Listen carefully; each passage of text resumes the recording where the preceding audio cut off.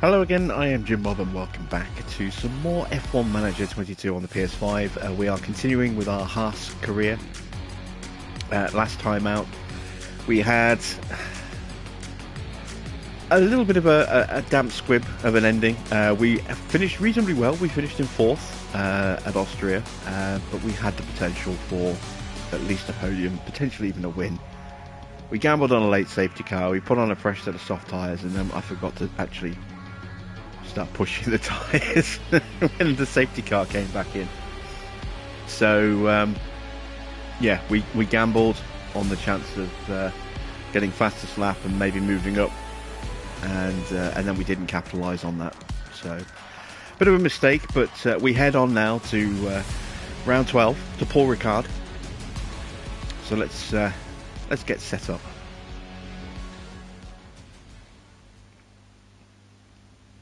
So yeah, French Grand Prix up next. We are sitting very pretty in the Constructors right now. We're in 4th place, 124 points. We're just 15 points off Mercedes. And this is another circuit where I think we could actually do reasonably well. Let's just take a quick look at the circuit map itself. So here we go. This is an overview of the circuit itself, and the sections by speed.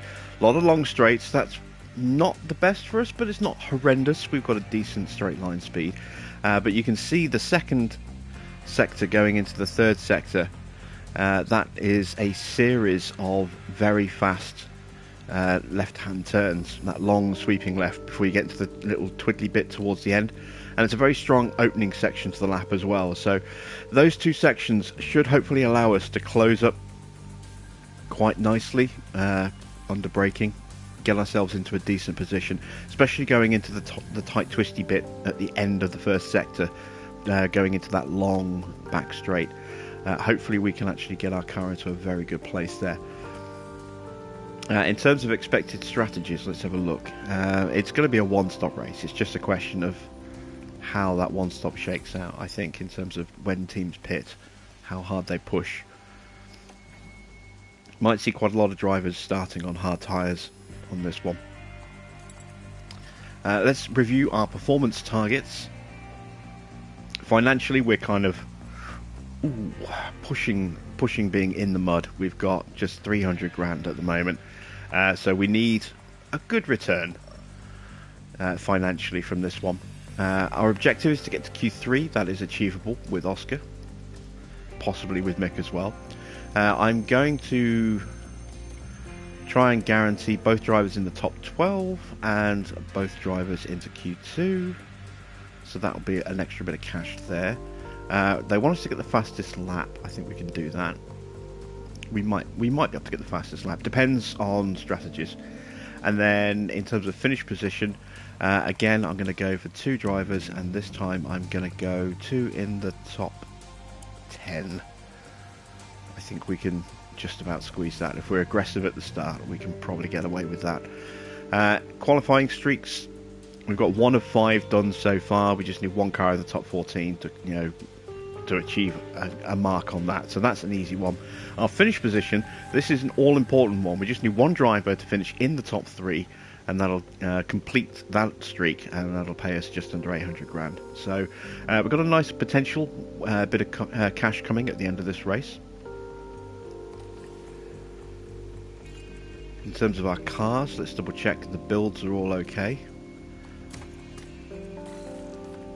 We are only on 1 spare chassis at the moment. That's not ideal. Front wings, we've got 2 spare front wings. Rear wings, we've got 4 rear wings, so 2 spares on that. Side pods are being researched at the moment. I don't think we've taken any damage to side pods yet. No, we haven't. The new underfloor, we've still got 2 spare of those. And the suspension, we still have 2 spare of those. So 1 chassis short, which is potentially a little worrying. We may have to rush manufacture one or emergency build one if there's a big crash in practice, but hopefully we'll be okay. We do have a new chassis being researched right now And we are actually manufacturing that spare chassis, so that shouldn't be too much of an issue going forward. As long as we don't have any major drama this weekend, we'll be okay.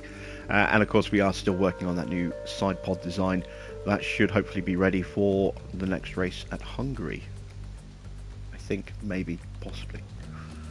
Let's see.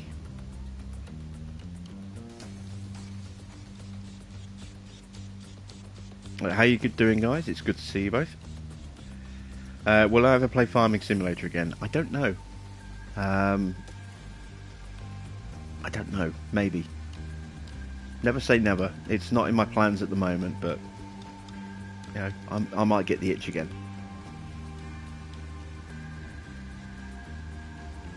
Let's check our drivers. No points for those. We do have a spare point for Logan, though. Let's see. What can we work on for Logan? Let's boost his smoothness. Because he is, again, you know, as a rookie, a little harder on his tyres than he should be. We'll check our staff. Do we have anyone who can improve? Oh, yes, our head of aero. Let's see. What is a weak area for him? High-speed downforce. You know what, with the new regs changing low-speed downforce, I'm going to throw the point into low-speed downforce. Ready for next year. Of course, we might not have that head of aero next year, but just in case. Our race engineers, no points for them. How's our pit crew getting on? Slowly progressing. And obviously we've still got some upgrades coming through on our facilities, as you can see. So let's jump over to the race weekend and go to practice.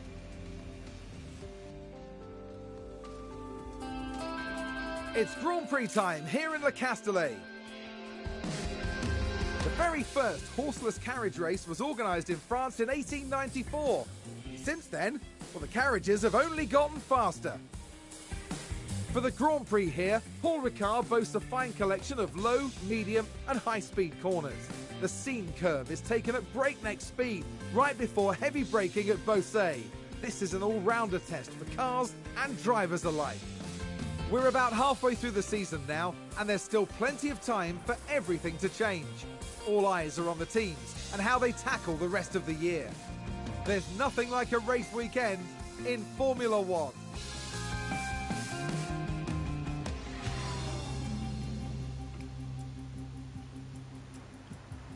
Okay, Paul Ricard, here we come. So let's get these cars set up. I'm going to start with soft runs. Let's take a look at the engine parts first of all.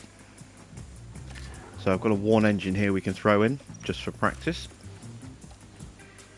ERS, we've got a worn ERS we can throw in. And gearbox. Let's see. Yeah, we've got a gearbox we can use. Obviously we totaled this gearbox in that crash that we had, and that basically wiped it out completely, so that's why we had to buy an extra gearbox for this side of the garage. It's not ideal, but we got that out the way. This is a circuit where I think we want some low front wing angle. Rear wing angle, I'm going to go with 12 as a starting point. We've got some really long straights, but we've also got, you know, a need for some downforce through the corners. So we'll start with 12. We may have to push it up to 12.5. We'll see how that goes. In terms of the roll bar, I'm going to go with an 8.2 roll bar. Put a bit of camber on. Ease the toe off. And we'll go with that as our starting setup. We'll go with a 22 lap run, protect the engine, and that's that car prepped. Now let's do the same for this car. So again, let's change those car parts over. Put in a worn engine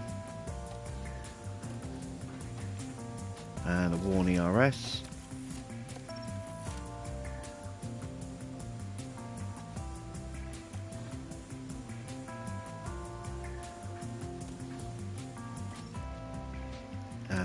we'll throw in this gearbox as well.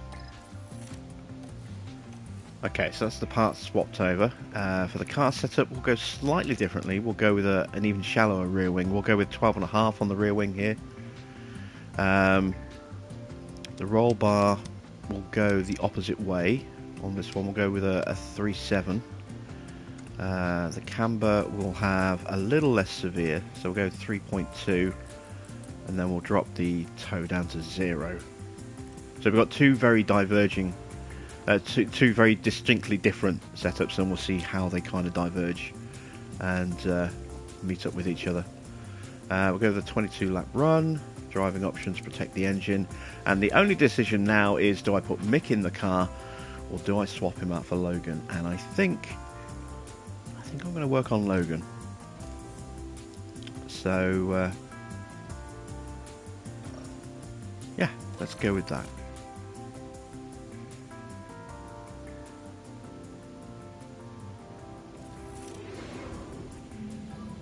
Radio check. Radio check.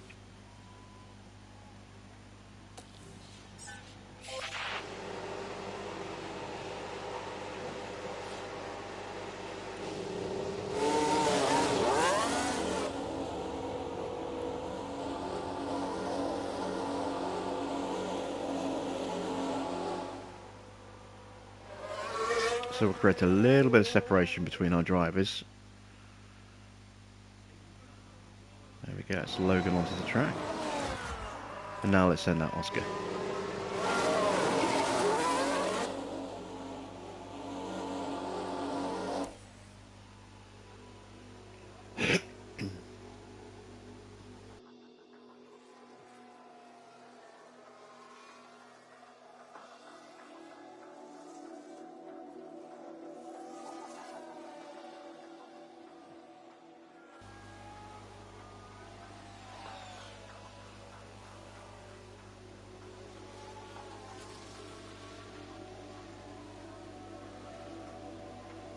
So, as always, practice is purely just for us to dial the setups in. We're not bothered about Someone pace. spun out. Ocon has had a Let's spin. see It's what his home happened Grand there. Prix, so we'll have a Now watch. have a watch of this. Looks like Ocon. And this, yes, Oh, this I is think where he they just spun made out. contact with the wall there.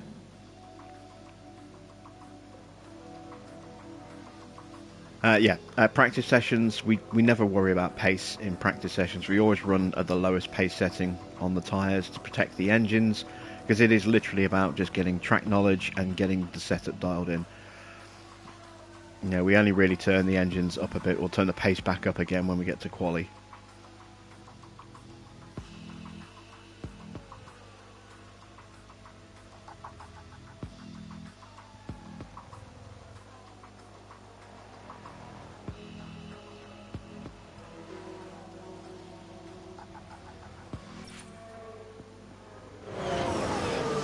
Okay, it's a good start for Logan. Let's call him in.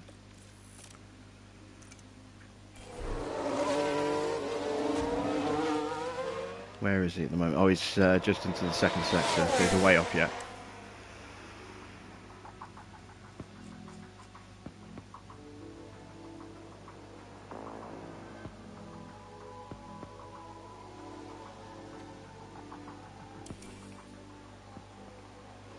Very slow pit lane here in France. That's something we'll have to be wary of in the race. It's going to be a potentially a lot of time lost in the pits. Certainly in relation to some of the other tracks we've raced on. How's the balance? Oscar's car is not in good shape, so we've got some serious work to do there. On the whole, that's not a bad start. Let's improve the roll bar. Let's flip that to a 6.4. Put a little bit of separation on these other attributes, and just a minor change to the wing. That might be enough. You never know. We could get lucky. That could be it. Just those changes that we've made there. Let's put on a fresh set of tyres.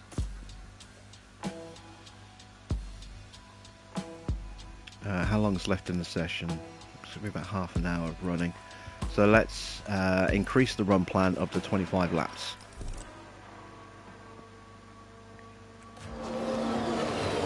Now we just need to wait for Oscar to get back. I think we've had a car run wide.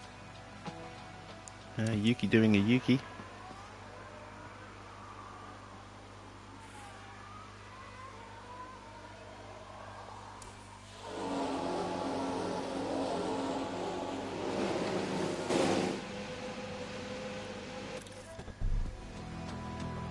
Okay, so yeah, this car setup is not good. So the rear wing needs to change. We're going to change the front wing a bit. I'm actually going to go with an 11.5 rear wing on Oscar's car. Let's flip the roll bar.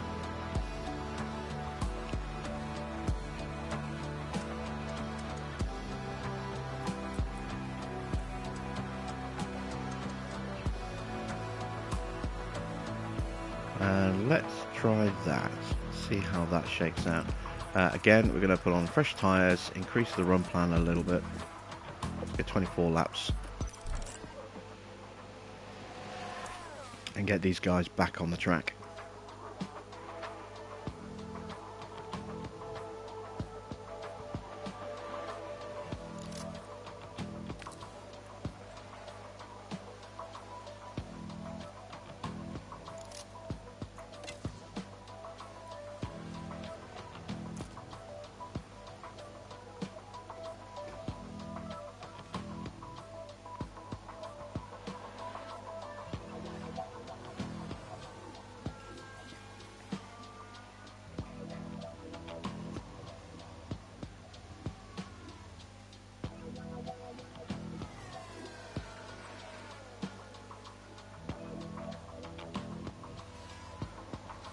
We had yet another farcical display of a safety car at Monza this weekend. Too slow in getting out, didn't get all the lapped cars through. Took too long to start sending the lap cars through in the first place. Yeah, just a mess. Again.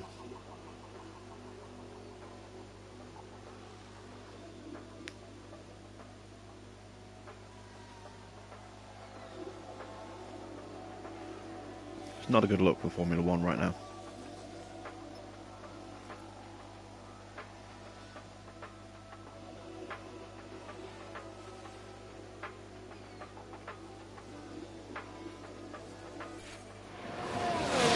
Okay, just good for Logan, that's the same, so no real major improvement. There'll be some improvement, I think, but not overly significant. Still waiting on Oscar to give me his final feedback. Because there's so little left in the session, we're just going to leave these guys out, let them run to the flag, get them that little bit of extra track time. Actually, no, Logan's car will call in because he's not gaining track knowledge, so we'll start working on getting that car prepped for Mick. But Oscar will stay out until the flag. Okay, his car's gone from bad to good, so that's a big improvement. How good it is, we'll find out at the end of the session. As I say, gonna leave him on track, let him get that track knowledge up a little bit higher.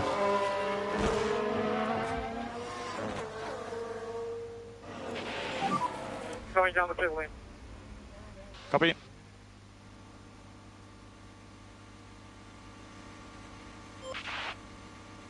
And there you can see how tight and twisty the entrance to the pit lane is. It's one of the slowest pit lanes on the grid as well, on the calendar.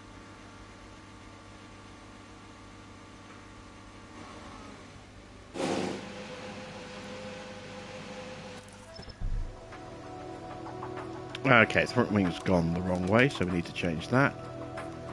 Let's throw the front wing up to a 5.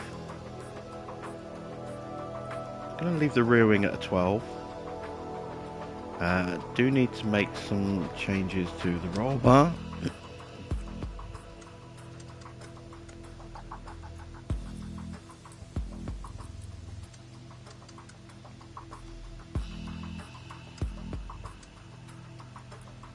Okay, I think that could be promising.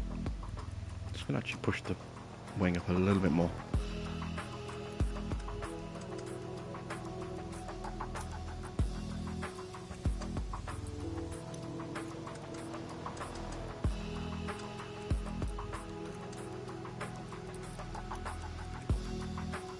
Actually, no, we'll go back there. There we go. So those are the changes we're going to make. How much life have I got left in the tyres?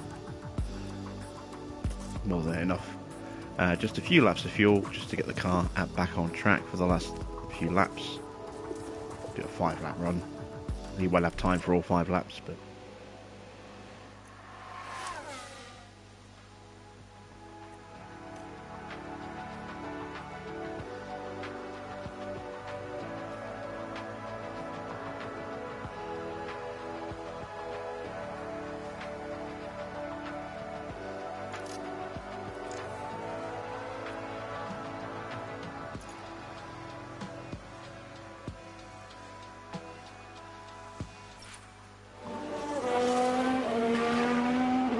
who's going to have time for one flying lap? That's it.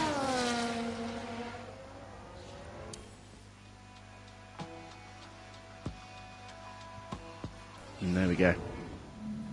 End of the session. So Max has a penalty. Don't know what that's for. Don't think he hit anybody. Latifi has a penalty. Maybe those two did have a coming together and I missed it. Maybe it's just a component change. Who knows? 57%. Yeah, that's not great. So quite a bit of work to do. Mix in the car now. We'll go with a set of HAAS for this session. Yeah, those parts are all going to last. That's fine. Let's see. What can we change? Oh, we've already made the changes on this car, haven't we? So we just need to put some fuel in. Let's go with 22, 23. Let's go with 23 laps. Change the pace. Right, Oscar's car. Those parts are all fine. Let's have a look at the run plan. So 23 laps, driving options, slow the pace. And now let's tweak that setup. So the front wing is still bad, so we're going to pump that up to a 5, which is what we've done on the other car. The rear wing is... wow, he wants a really shallow rear wing in comparison. We're going to go with an 11 wing. We'll go with a 5.5 front wing. Braking stability should be good now, I think, if we've gone the right way. It could be going the wrong way on this for the brakes. Camber on the tyres, we need to change the cornering quite significantly. I don't know if that's going to be enough, so I might have to... can't really play about with the roll bar too much.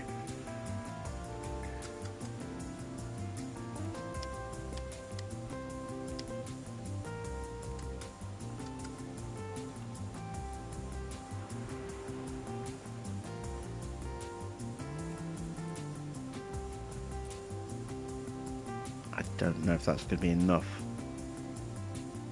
of a change. I want minor changes at the on the goods, big changes on the bads, and I don't know if that's going to be a big enough change for cornering. Let me see if I can extend that a little bit this way. Okay, that works, but the traction's probably a bit too close now, so we'll just dial that back a touch.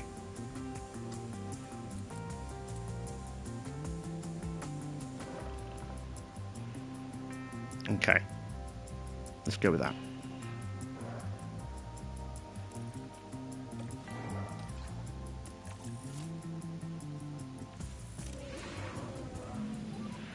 Radio check. Radio check.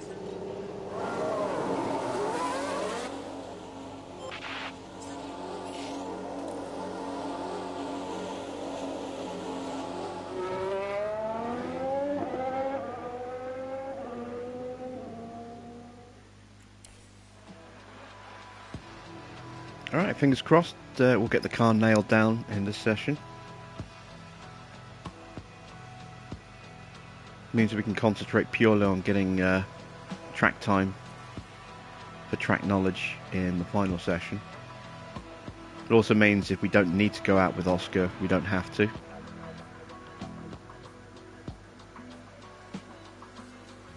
Limit the mileage on his engine.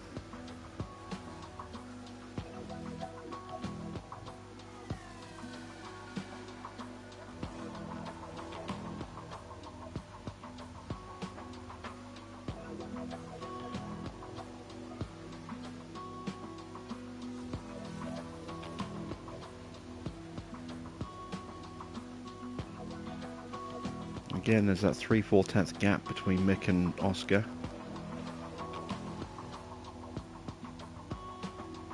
Although he is tucked up behind Latifi, which probably doesn't help. And that gap's actually coming down.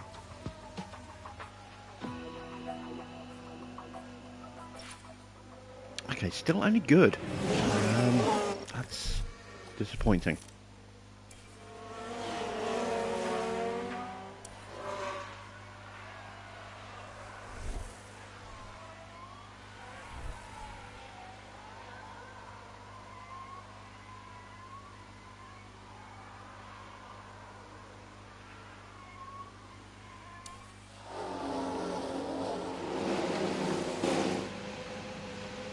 Hi SITV, hi Mr. Water.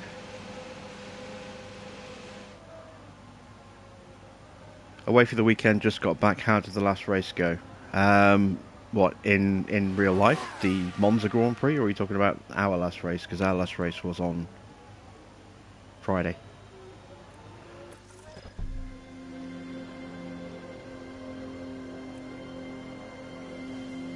Okay, quite a bit of change is still needed. Let's try an 11.5 rear wing for Mick, a 5.5 front wing. We are pretty close with some of these things here.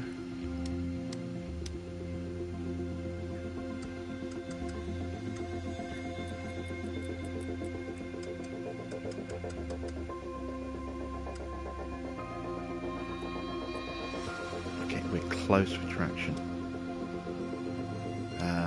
Very close with traction. Just need to make the right little change. I think maybe a 4.6. It can't be a 1.9. It can't be an 8.2. 3.7's where we were.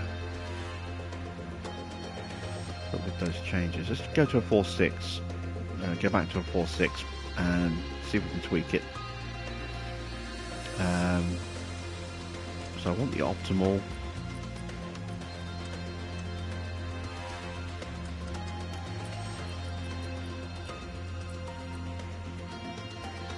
The great is almost there. That I think is perfect for braking and cornering. Now it's just a question of whether these changes to oversteer, traction and straights are good enough. Keeping my fingers crossed. Our Friday race. It was good and bad. We had a gamble. I think Mick crashed out, if I remember rightly. We had a late safety car. We gambled and then forgot to actually switch the tyres on when the safety car came back in. So we didn't get the fastest lap and we weren't able to overtake anyone either. We didn't notice till the very last lap and I'm like, oh damn it. I was kicking myself. I was so deflated at the end because we had the potential with a brand new set of tyres, pushing them at full pace, at full beans. We could easily have overtaken for third and got on the podium. Maybe even have caught the leaders and had a crack at them. But yeah, when you're running tyres at the lowest possible pace, not the highest possible pace, that's a big difference. Right. Let's confirm those changes.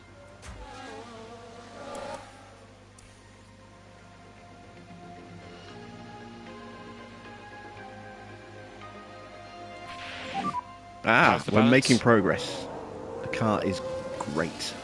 It's a good step up. So we're just going to need a little minor tweak, by the look of it, to get Oscar's car in the perfect setup window.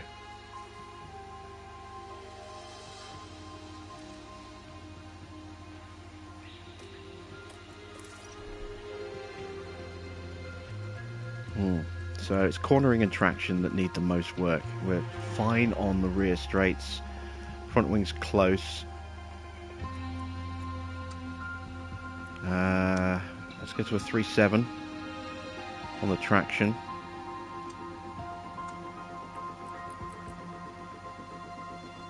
That could do it. Ease that front wing back a little bit.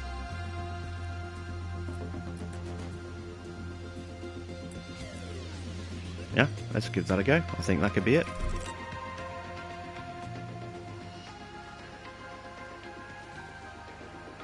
Yes, Mick did crash twice. He destroyed 2 brand new front wings.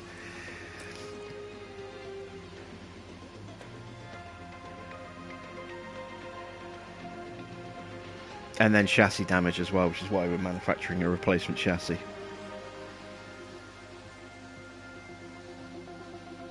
I remember now. But his second car was the one that brought out the safety car. No. Was it him that brought out the safety car, or was it a different crash? I forget. I've played so many races of this. I started my Williams career again, but made it a bit trickier on myself because it was just going too well on my original Williams file. So I thought I'd change things up a little bit. And yeah, it is a bit harder now.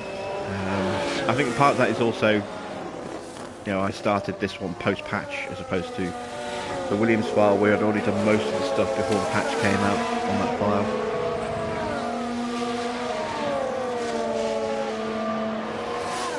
So I think the upgrades were a bit overpowered and they've been dialed back as part of the patch. And I'm noticing that the upgrades I'm bringing to the Williams this time around are not as effective as they were, which is the way it should be.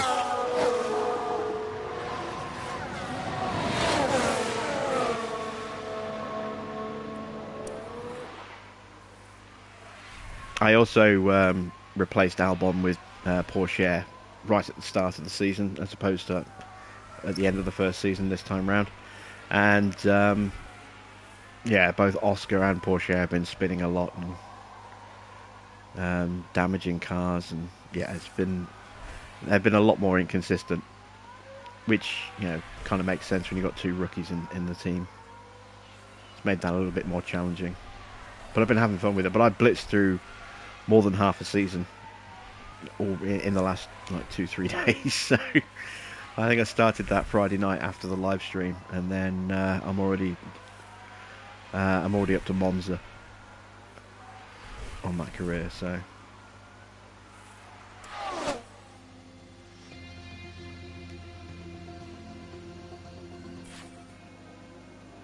bit of gearbox wear, that's fine.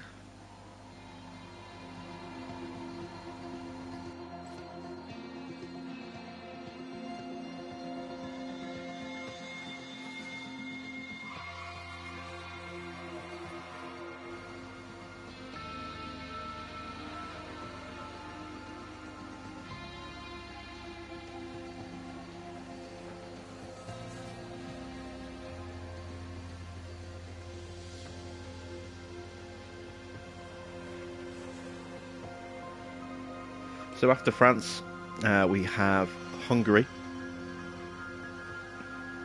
and then after Hungary is the mid-season board review, and then from Hungary we go straight into Spa the week later, which is one I think our car's got a real chance of doing well at. Okay, Schumacher's car's up to great. Let's call the car in. I don't think we're going to get it in this lap. Nope.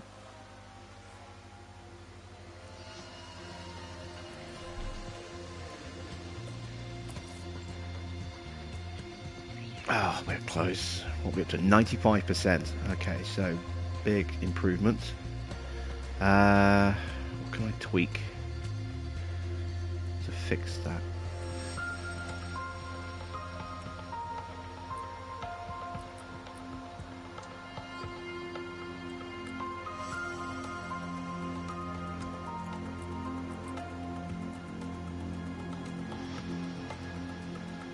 I think that's too much of a change. Push the front wing to a 6. Or do I go to 4.5? Let's go to a 4.5 on the front wing.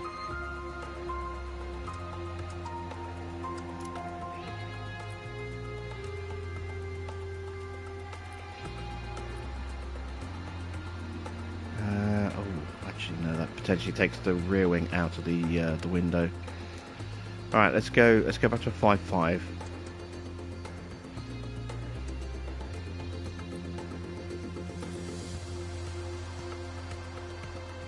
And let's go with that. We might need to tweak the cornering again, but I think that should be good for traction. I'm hoping it's going to be right for the front wing. Time left in the session, not much.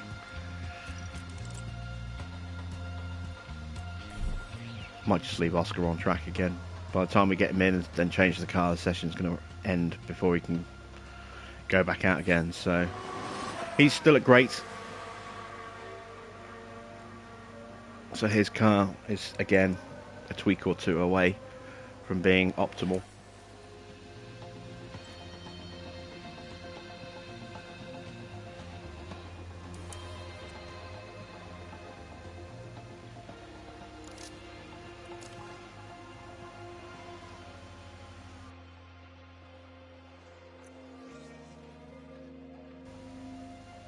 But we'll get Mick back on track for the last lap or two that he can do, just to speed up that feedback process for the final session, and that extra little lap or two on track as well.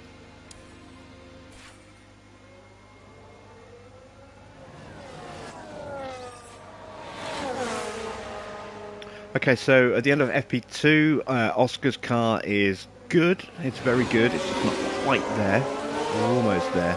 His track knowledge is 85%, so hopefully one single run will be enough to get the car dialed in perfectly and also get him up to 100%. Mick, car is close, but track knowledge is a long way off, so he's going to have to spend a lot of time on track. So we're going to do a medium and a soft run for him.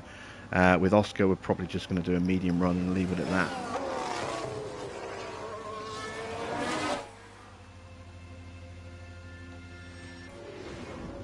Weather permitting, of course. I didn't actually see what the weather's going to be like for tomorrow.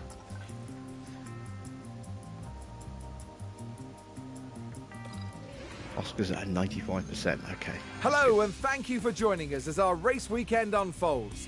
Free practice is nearly done, and that means that qualifying awaits. Ahead of the race tomorrow, the teams will be putting their practice data to use and making sure that their drivers have the very best chance of setting a lap time that will edge out the competition in qualifying. Drivers may know a track inside and out, but unless they have the setup to complement their ability, their efforts may be for nothing. Strap yourselves in. This is Formula One.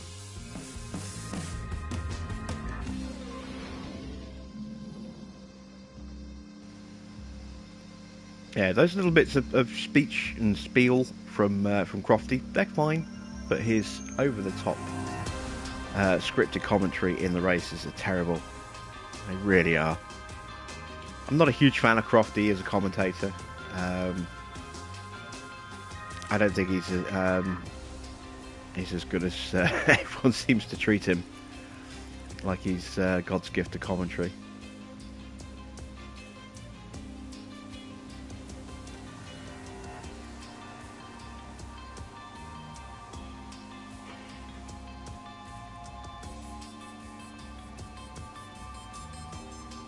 You find it quite repetitive. It's very repetitive. Yeah, a bit. You can kind of understand that, but there is a distinct lack of referencing driver names, which I think, to a degree, is understandable. But I think it would be nice to have a few more driver names thrown in there. it's only really the big names, and some of those are only going to be in the sport for another year or two before they start retiring off, potentially. Engine parts are fine for this session. Compound, we're going to start on the medium. Actually, no, I'm going to start on the soft. Try and get the car dialed in, and then we'll just run him long on the medium afterwards. Car setup is already prepped and ready, so let's put him on a 19-20 lap run. For Oscar, we're going to go straight to the mediums. Car parts will last the session. Going to put him on a 22 lap run. Right, what do we need to tweak? Oh, we actually made the car worse.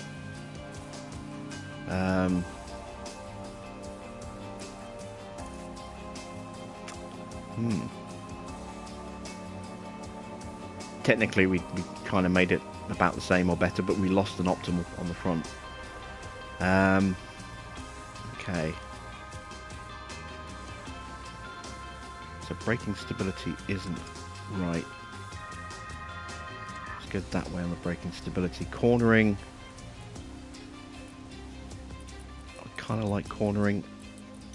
Let's be on the other side, but to do that...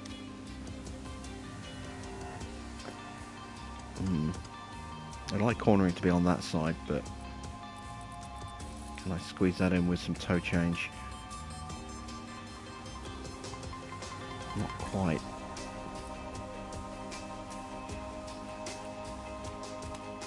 Alright, let's go with a 6 front wing. Braking stability isn't quite there.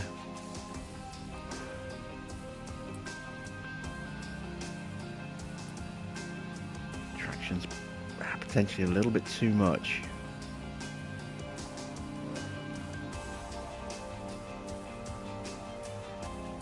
Gonna have to go back to a 3.7. Okay, that I can work with.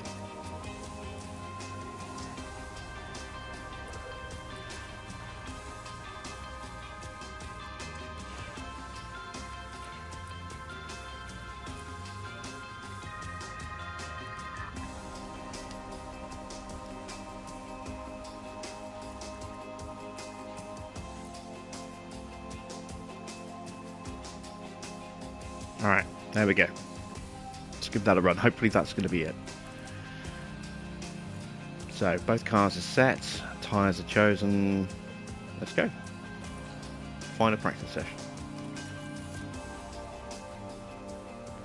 They should have added the F2 drivers, driver names. Not just that, the reserve drivers. You know, I mean, Piastri's a reserve driver. He's now a named driver for next season.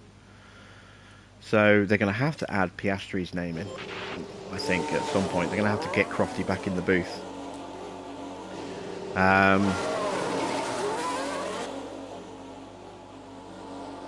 But yeah, the F2 drivers, they should definitely be in, you know, have been voice named. Because there's a lot of those drivers are going to be in people's games within the first three, or within the first 3 seasons. I think quite a few of those drivers will find their way onto the grid in people's save files.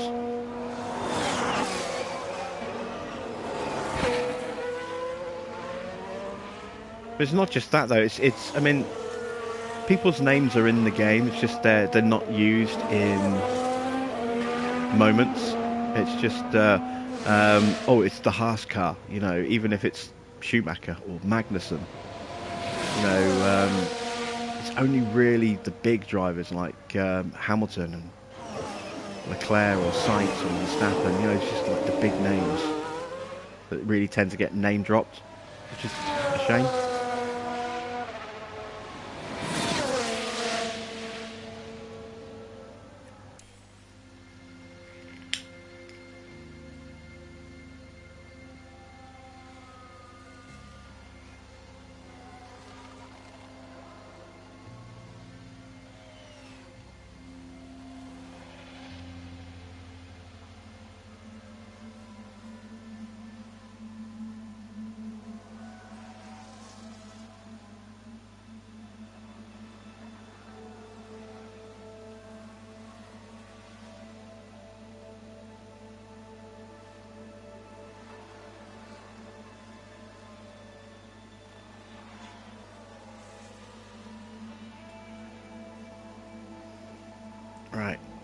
Are these runs... Oh, Oscar's running too fast. Let's slow that down.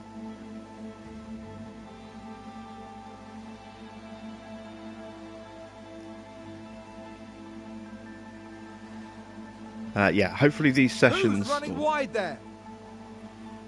Here's the replay. Now watch this. Here's Alonso's car. Goodness me, they're completely off the racing line. Okay, so Alonso gets name dropped. Devastating.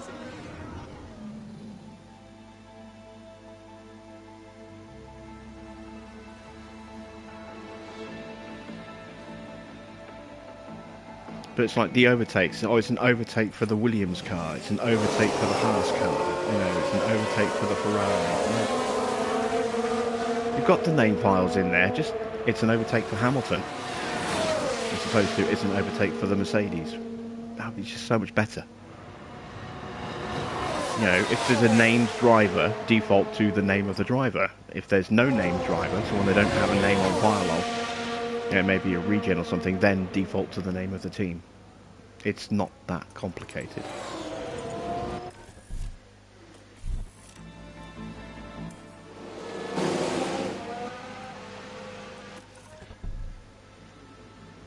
Ah, we got one more optimal. We're still just off on traction and cornering. Okay, can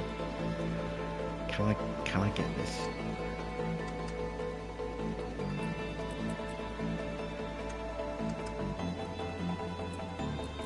Without breaking the other settings.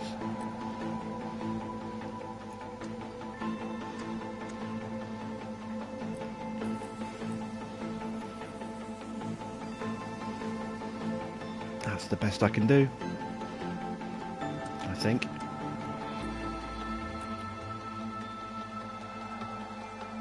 Maybe that. A bit too much, I think. I'd rather play it safe. Let's go with that. So, Mick, this is your last change, so we're going to put you on the mediums and just run you to the end of the session now. So, half an hour at, what's a lap, about 1 minute 20, I think. 1 minute 30. 20 laps. Let's just increase that to 22, just to be on the safe side. Oh, 1 minute 30, yeah. So yeah, we've got enough fuel. But Mick's running to the flag now. Hopefully that change will get him, if not 100%, up to say 98, 99. And then I'm just going to run him, let him get some time on track. Get his track knowledge up. If we can get that up to 80, that'll be a big step. As for Oscar, I might not send him back out.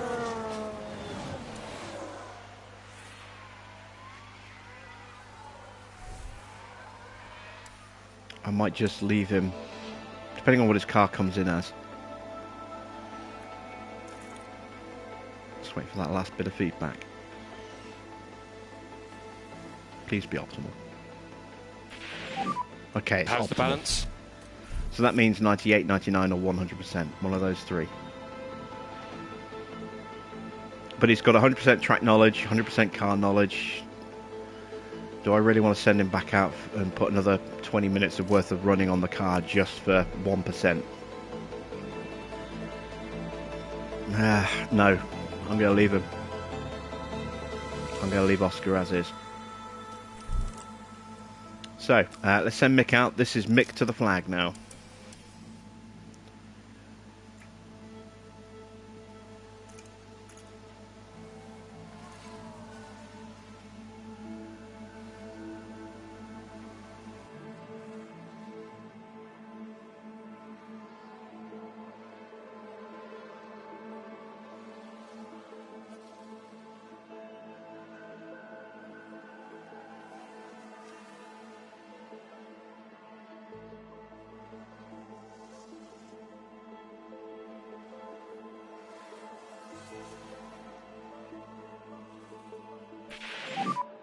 keep focus. Copy.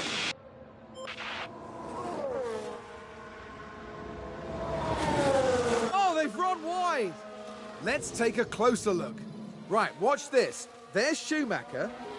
Well, I don't know what they were thinking there. They're complete...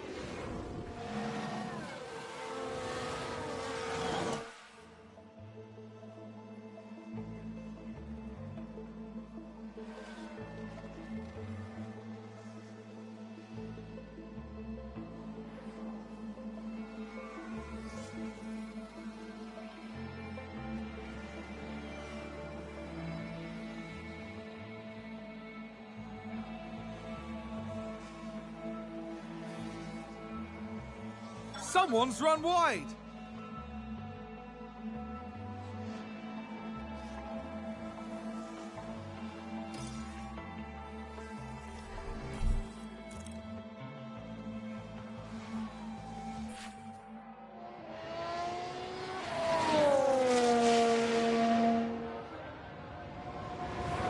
They've gone wide!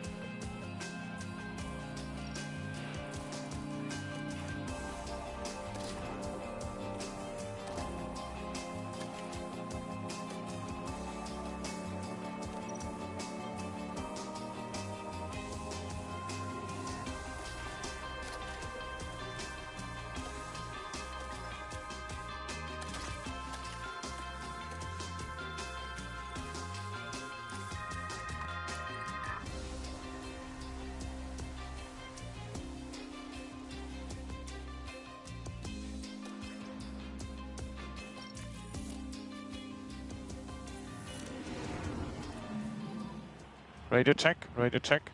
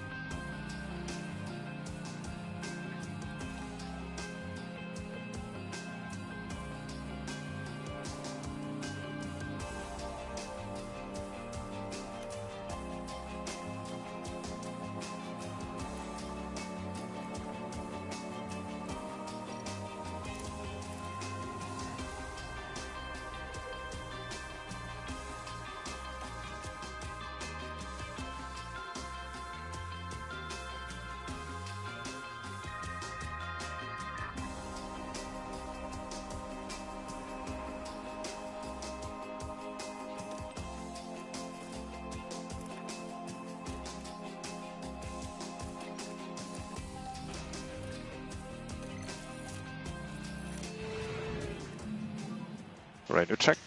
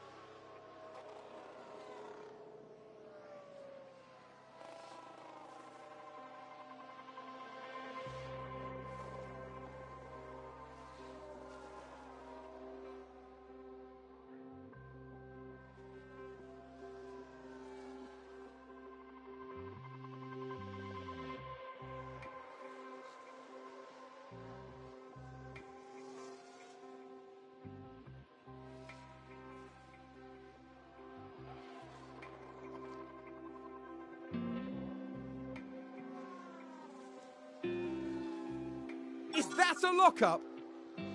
We can take a look now. Okay, so there we have the Oops, Alpine. muted again. They've locked up, but that could Oops, have been much sorry. worse. Yeah, I've just been giving commentary and forgot to unmute the mic again.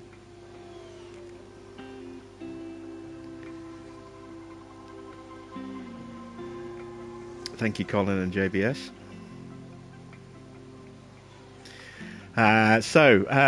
Decent time from Oscar. Mick got held up a little bit by Hamilton. I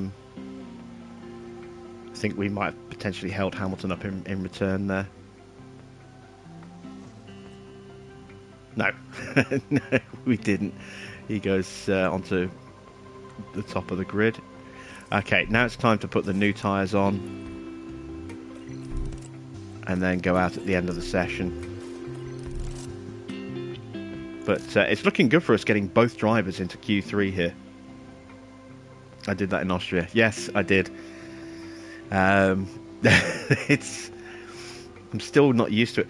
I'm still using the old Rock Band mic, which is just a mic. There's no buttons on it or anything. It's just a cord that plugs straight into the console. That's it. But on the PS5, interestingly enough, I can press the mute button on the DualSense, which would normally mute the controller speaker and the controller microphone, and it actually translates that mute command onto this mic as well, which is kind of cool. So I can do that if I need to cough or make a noise, and I don't want to deafen you guys with a southern loud noise.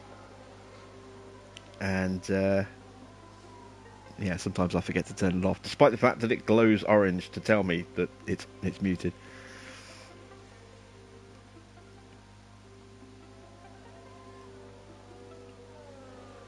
Okay, here we go. End of the session.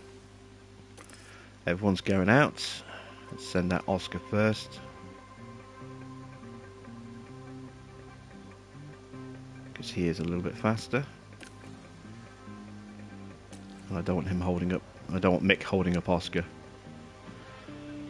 If anything, I'd like Oscar to maybe try and give Mick a little bit of a tow. I don't think he's going to get one, but...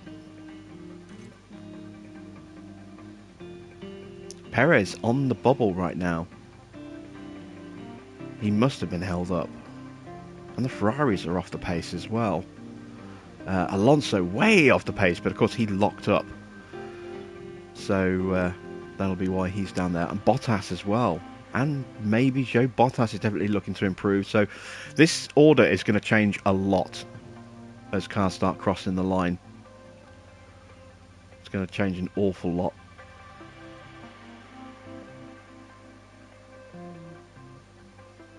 Norris is probably looking at 14th, 15th.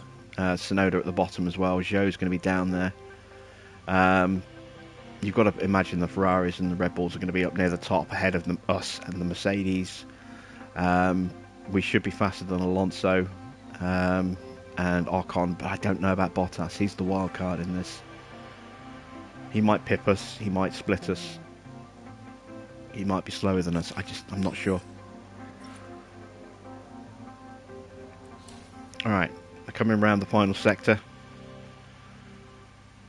Where's Norris going to go? apart from down the order.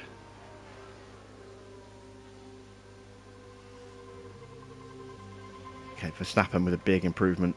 Perez improves to third. Hamilton improves slightly, stays second. It's all change. Here we go. Leclerc is only second. What about Sainz? Sainz fourth. Russell fifth. Oscar jumps back up to sixth. And Mick is eighth. So we are faster than Bottas. That's good.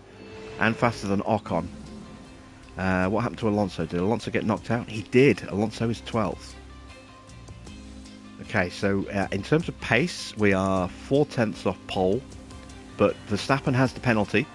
Now, depending on how big that penalty is, if it's only 3 places for a nudge on someone in practice, then he's still going to be ahead of us on the grid. But that could be a component change, which means maybe 10 places, maybe 20 places, depending on what's been changed.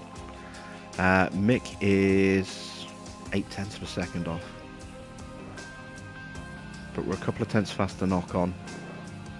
0.3 slower than George Russell. Yeah, Mick does need to get his pace up a little bit.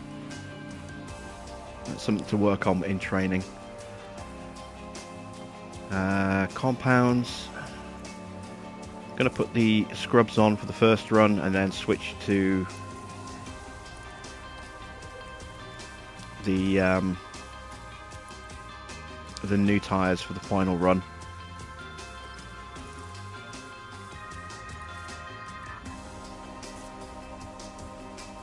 That way we've got a brand new set for the race itself,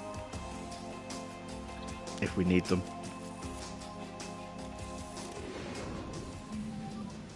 Radio check. Okay, it is time for the all-important Q3. We've got both our cars in Q3. If this is going to be a regular occurrence, then we need to start trying to cash in on this with our sponsors.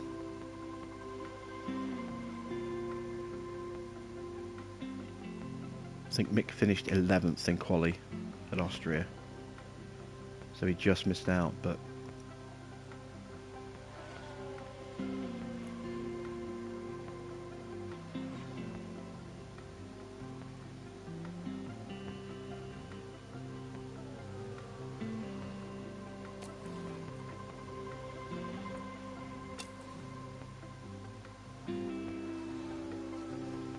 alright, let's see what the boys can do.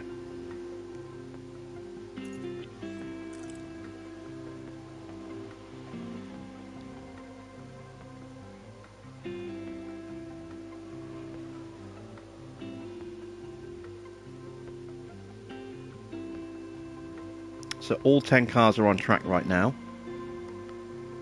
No one's tripping over each other. Apart from Hamilton maybe getting slightly held up by Ocon there. On that last turn. It's not affected his pace that much.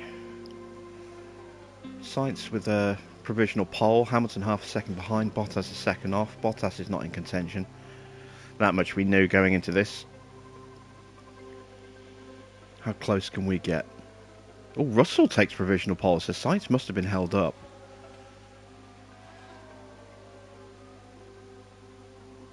We are currently sitting P3 and we are close to Perez. We are very close to Perez, and that's on scrubs.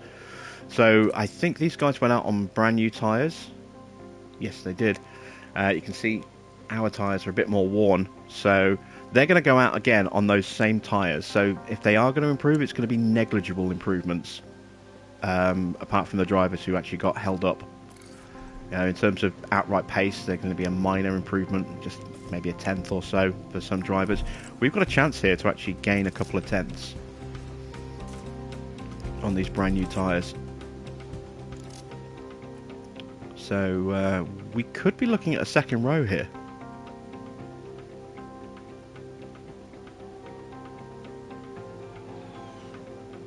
Track temperature is very high.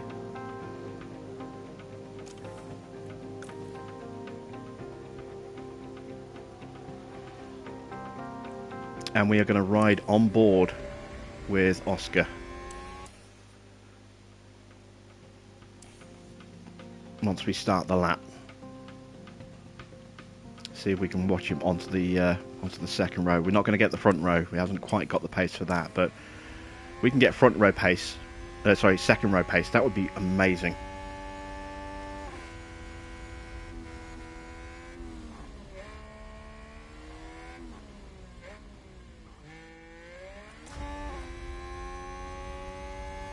Would help if I had the right car selected. There we go.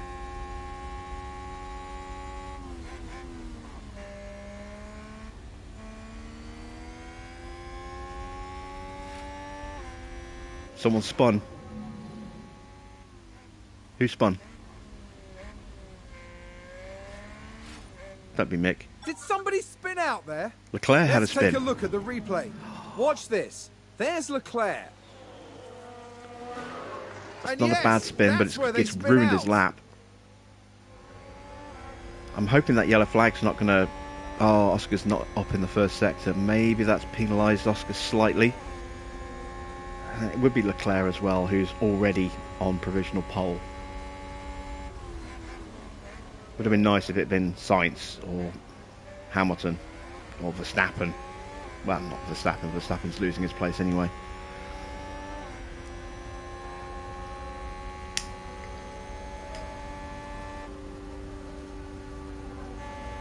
No improvement at all for Oscar. Mick is definitely improving. That track temperature is so damn high. Tyres are probably melting right now. Yeah, they're not good.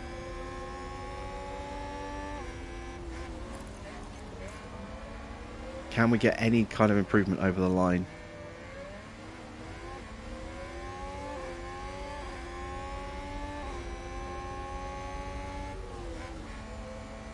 No improvement at all. Mick is going to improve, but not enough. So Mick stays 8th, Oscar 6th. No pace for Oscar on that run at all. And that spin cost Leclerc the chance of taking pole outright.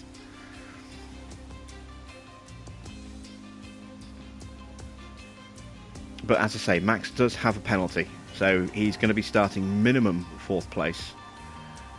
Maybe even lower.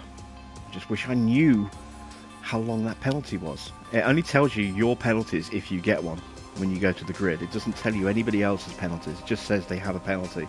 Not what it was for, not how many places it is. And that's really bad. They need to fix that. They need to implement a better system for that. It's time for the final touches here on the grid, ahead of today's race. HAAS proved quite resourceful during qualifying. That puts them in a very good position to make the most of this race start. We saw a reasonable push from Mercedes in qualifying, and they'll have plenty of opportunities here to achieve a great result. And the clouds today look very ominous, which means that teams may have to contend with rain at some point during the race. And this should be a fitting race then to end a tremendously tense weekend here at the French Grand Prix. I've noticed the curbs. So, some of the curbs here in France, they do this weird glitchy thing.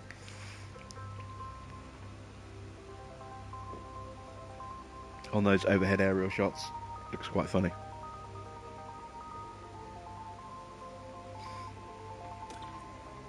Ooh, I want to check something. Normally, when you look at the tyre difference in the circuit info before you start the race, the compound performance is negligible. Now that I've actually run on those tyres, we're not really seeing much of an average lap difference. But these are average lap, they're not like peak performance. So this is over the entire life of the tyre. You can see how many laps they are competitive for. So 8 to 11 laps for soft tyres. The tyres should theoretically go without being tweaked to around lap 17, maybe 18 at a push before you need to swap them off. But they're only good for the first 8 to 11 laps, and then they start to drop off.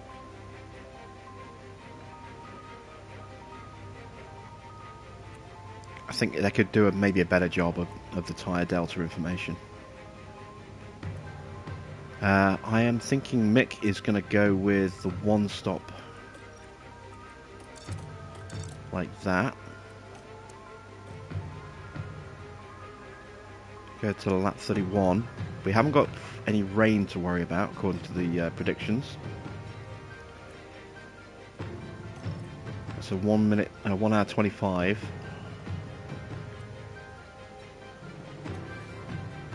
As for Oscar, I think I might flip it for Oscar. Start on the medium.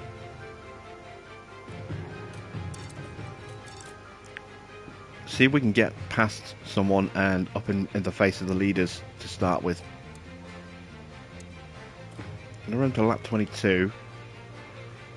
Just have to be careful with his hard tyres at the end. But that'll give us some leeway to really push the mediums at the start.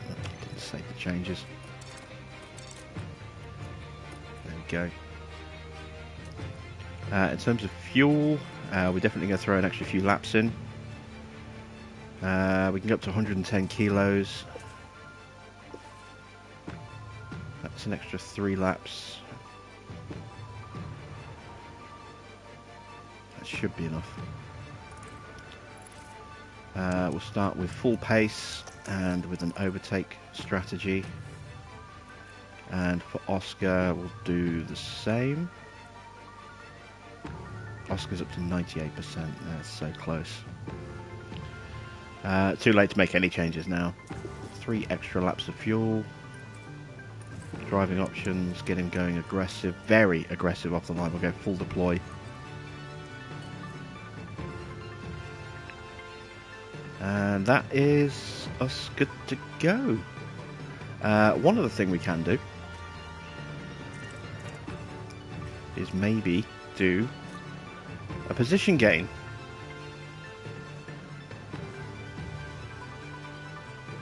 I'm going to take that on. I'm going to try and get both drivers to gain 1 position for a little bit of extra cash.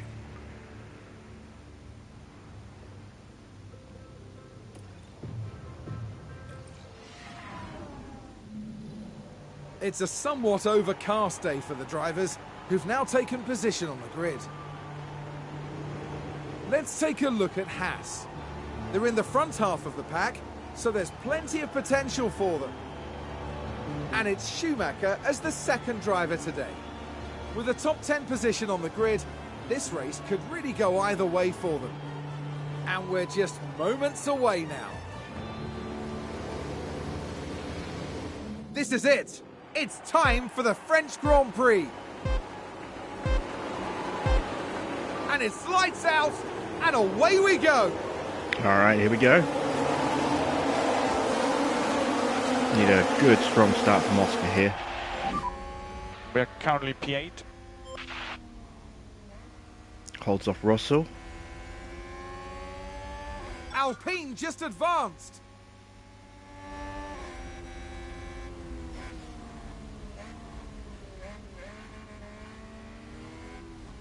What's everyone else doing for tyres? Mediums and hards. No one on softs. Not at all surprising. The softs just don't last on this track at all. Oh, we got squeezed. So we're P6.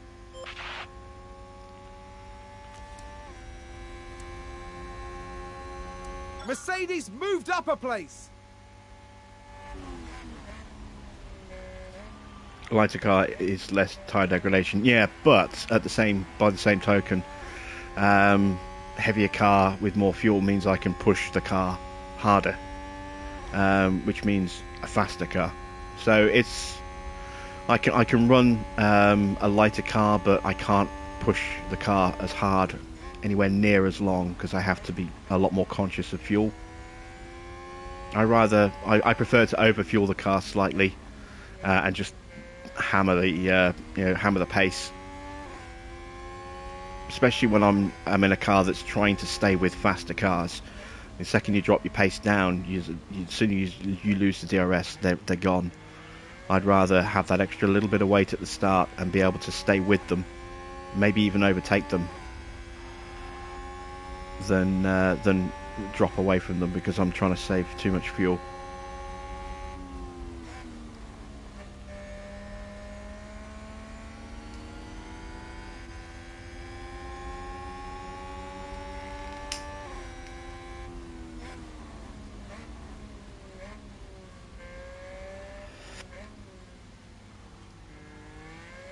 Oh, Mick up to P7.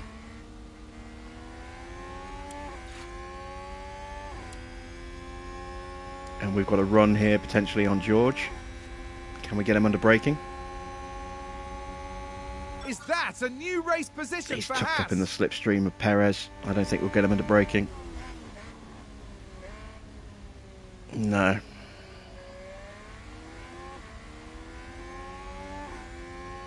Can get a better launch out the chicane though.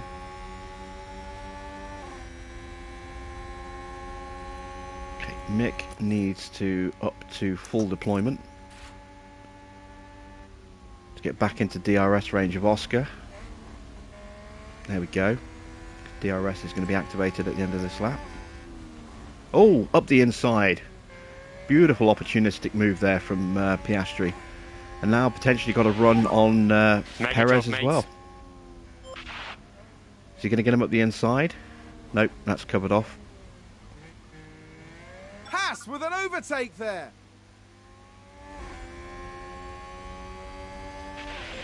Okay, so now DRS enabled. I'm going to go to neutral.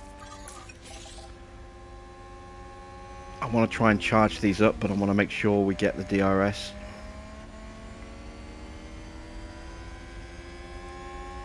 Yeah, Oscar's close enough for me to do that. Charge on. Copy. Mick is also close enough to do that. More charge. Copy. Refill those batteries a little bit. Our acceleration isn't the greatest, so harvesting and not having that oomph of the ERS is definitely going to have a negative impact on our ability to stay behind someone when they accelerate out of a corner. Makes it tricky to judge when to charge, when not to charge sometimes. Perez does not have DRS to the Ferraris, and Hamilton's got himself up there as well. So he's going to stay with those guys, I think, for a while. Perez, I don't know if he's going to have the pure pace to keep up with them. I think they're going to disappear off into the distance and leave him. But if we can stay with Perez, he's definitely faster than we are. Not by a huge amount, but it's enough. We can stay with Perez,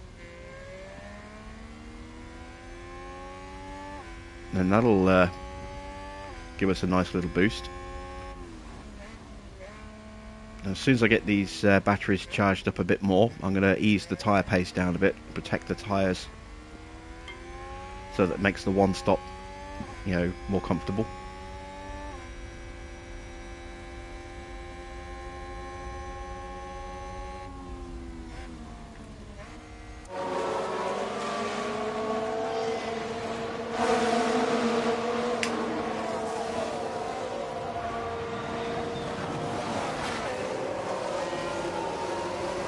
Russell looking very feisty behind us there.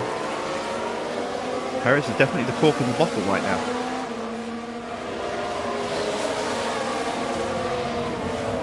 If I had a full battery, I would try and overtake him and try and push like hell to get onto the back of Sainz.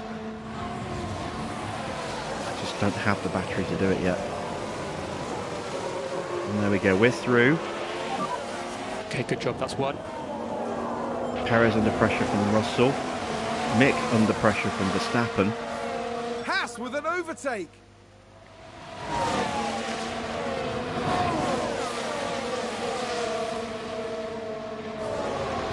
We're going to lose a position to, at the very least, Perez on the main straight, I think. Unless Oscar can pull a blocking move.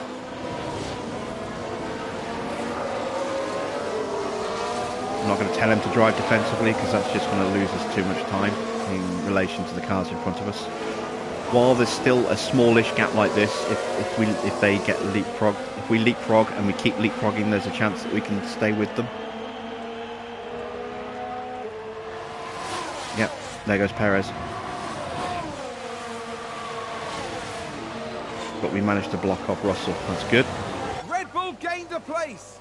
So now we can potentially leapfrog Perez on the next DRS straight. Keep that gap within striking distance. Mick has lost now. Okay. Mick can go neutral.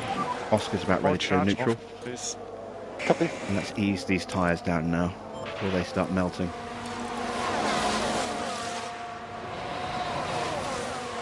Now that we're in the train and we're good to hold this pace, I think.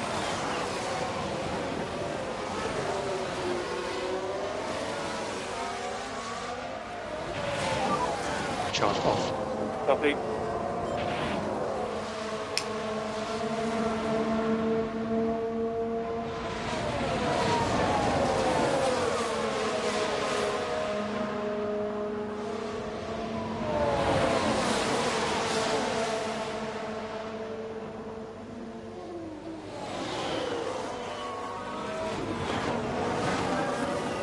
We've already got a big gap opened up between Mick and Bottas there.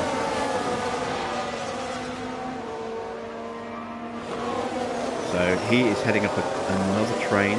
So behind him is Zhou, Alonso, Gasly, and then Norris is a few seconds further back. So this is the big train right now. There's a train of 3 behind it, but this is the big train. See Perez just putting a little block on us. It's up to 2.5 seconds. I could push, but I'm not going to, because I don't want to have to push the tyres too hard. I'd rather not chase a short-term gain for a long-term loss. And the harder I push the tyres, the more it's going to mess up the second half of the race. So we'll keep going at this pace, and hopefully I'll even consider dropping the tyre pace down a little bit more as well. How you doing, Jeremy? Okay, so we absolutely sail past Perez there. Just keep an eye on Mick. Mick is the one we've got to really pay attention to. Oscar's at the front of the train, so he's only going to lose maybe 1, maybe 2 at a push positions if he gets overtaken. But he'll be back in the middle of the train and be able to, potentially start moving up again. If Mick drops the back of Ocon, he's gone. He's going to just drop back and be left in no man's land between this train and Bottas's train. So, got to make sure he doesn't drop off the back of the pack here.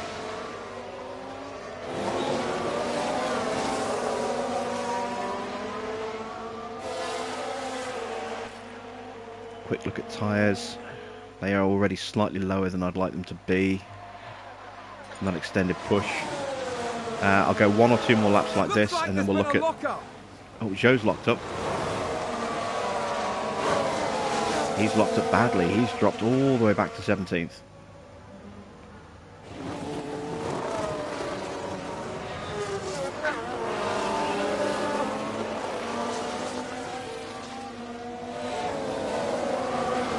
Mick could be on for an overtake here. There's a little bit of a gap between Ocon and Verstappen. We might be able to get him into the chicane here. I don't think we will. In fact, we've got to be careful because Ocon should make up the time under braking, because they're side by side, so that means they're slower through the corner. But yeah, I think it's time for us to look at getting past. It's time for us to look at getting past Ocon onto the back of Verstappen.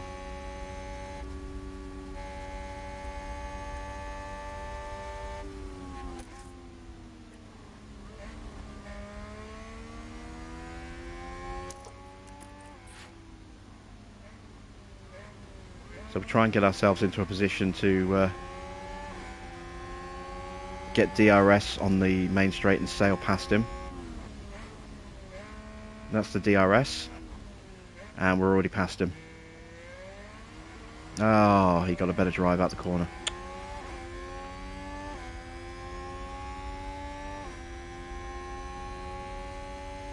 Hopefully I can get some good points. Yeah, we're on for good points.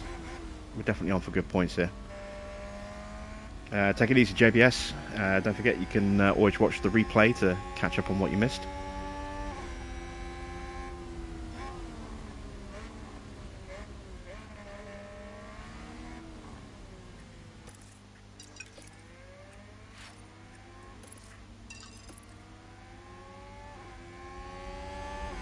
Alright, we've got a good drive out the corner.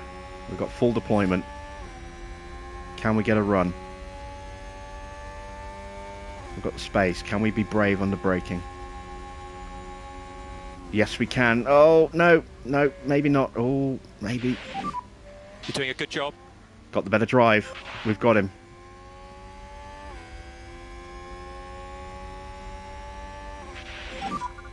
Excellent this stuff. approach. There Good we job go. so far. Right, let's go back. Oh, is he still side by side? No, he's behind us. Let's Haas with calm an Schumacher's overtake car there. down a little bit while we've got the chance. But yeah, Ocon was at risk of falling off the back of this train, so I wanted to make sure we were ahead of him just in case that happened.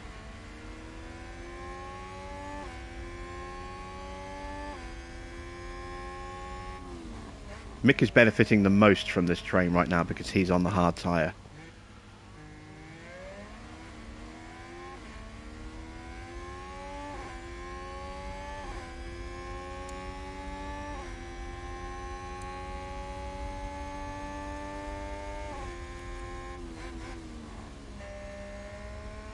So it's pulling him along at a pace that he might not be able to manage in free, well, he probably wouldn't be able to manage in clear air.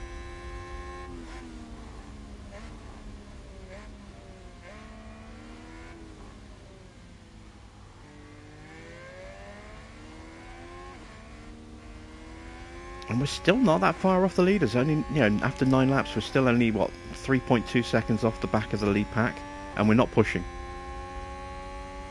That's helped by the fact that Hamilton is currently in the lead. Doesn't have the same pace through the corners as the Ferraris do. So every time he takes the lead, it helps keep this pack within a close enough-ish kind of distance that maybe the chance of an undercut would help a little bit. Just up the tyre pace as we go through this corner. You can push. Copy.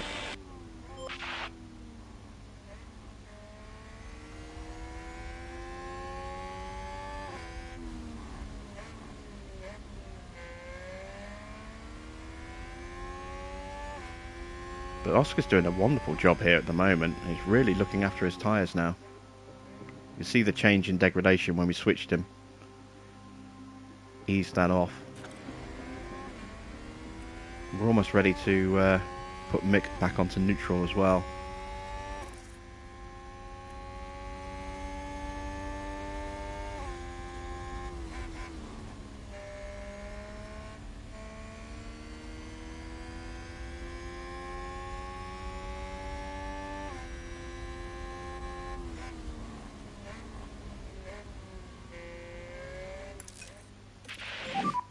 Road race. Copy.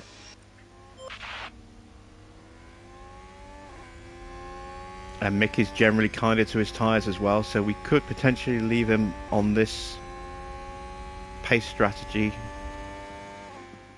for a while. His line is stabilised quite nicely. But I am going to drop him back while we've got the chance. Always good to save a bit of tyre life if we can. You never know, we might need the ability to push a bit later as we get towards pit stops. Maybe throw in a couple of really hot in laps. Try and make an overcut work.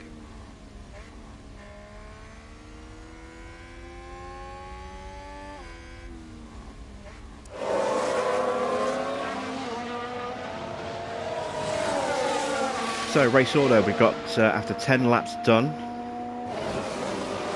about to be, just about to complete the 10th lap. Hamilton leads from the 2 Ferraris, Oscar is in 4th, then Perez, Russell, Verstappen, Mick in 8th, then Ocon and Bottas rounding up the top 10.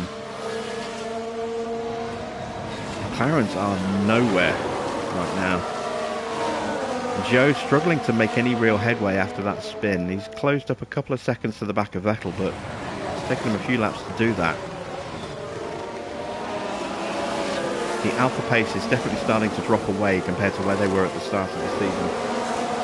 They were mighty at the start of the season, but without, you know, rigorous upgrades coming through, it just hasn't been able to stay there for them. They've been gradually slipping down the order. And I thought McLaren would have kicked on a little bit, but they're nowhere at the moment. Or maybe it's just this track that's not suiting them, I don't know. Oscar's inside 3 seconds now. I'm starting to think about maybe pushing Oscar a little bit as he comes under pressure from Perez.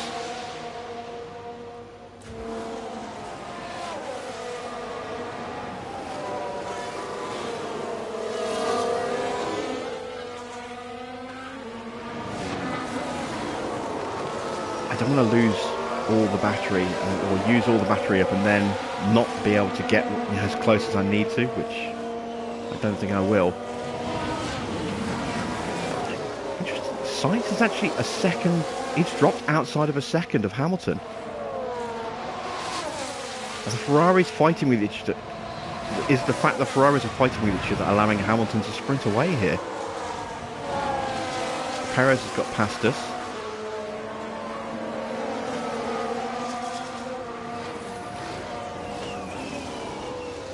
Sainz and Leclerc are really going at each other here. Can they close up under DRS? Well, without DRS, do they have the pace to catch Hamilton? They should do.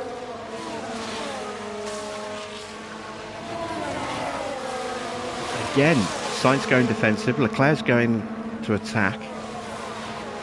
Do they go side by side or does Leclerc get through? Leclerc gets through.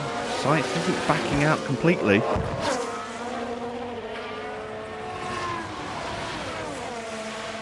And Hamilton gets the better launch because he's not fighting anyone. Allows him to keep that 1 second gap. The Ferraris are costing themselves, you know, here, right now.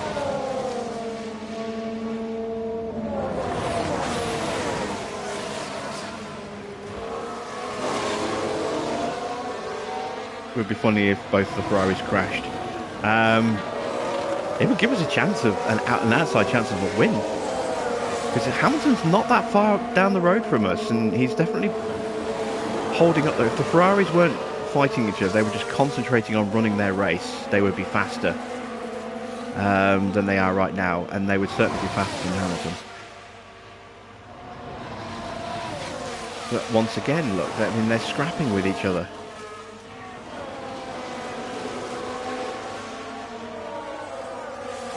And it's allowing Hamilton to stay out of DRS, only just, but just is enough. They're compromising each other's race quite badly here. Oh, here we go. Leclerc is inside 1 second. We should see that Ferrari rocket up to the back of Hamilton now.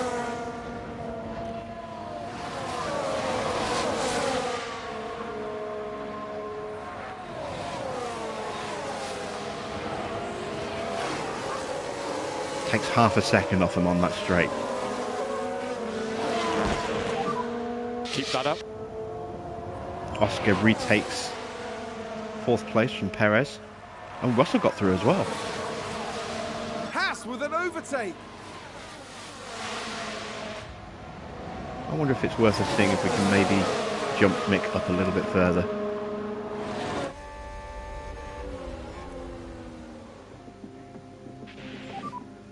Oh! God damn it! I was just thinking, okay, let's get Schumacher a bit further up, and then. And there it is. That's where they spin out. Just drops it. That's going to be a big blow to the team. Will they be able to recover? Okay, We'll how much see. time has that cost us? We're off the back of the train, but we're still comfortably clear of Bottas. I don't know if I've got the pace to catch back up. Can push a bit more. Let's give it a go. See if we can recatch the train. Oscar running a bit slow in comparison does give Schumacher an opportunity to try and close up. But it's another mistake from a young driver. Oscar got passed by Russell. I wonder if Russell's going to try and... We haven't seen Russell get past us before, so... For Mercedes. Has he got the pace to close in on the Ferraris, I wonder? If he's got the same... If he can lap at the same pace or slightly faster than Hamilton, that train could get converged with the leaders. That would make things interesting. Mick is closing in a little bit, but it's going to eat all of our battery just to gain a second or two. Ocon has dropped off the train because we're not there. So we're chasing Ocon at the moment. So the plan is going to be just get onto the back of Ocon as quick as we can, then charge everything back up again, and then try and push past him and see if we can catch the leaders again. I don't know if that's going to be possible or not. They might just be a little bit too fast.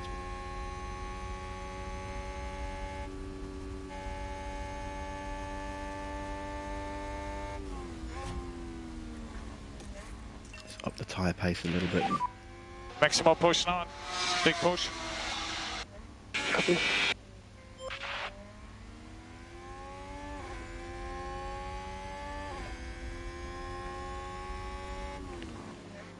We had a little dip in tyre performance as a result of that spin. But it could have been worse. I've seen tyres get absolutely ruined from a spin. We have no HAAS. Copy. Or a really bad lockup.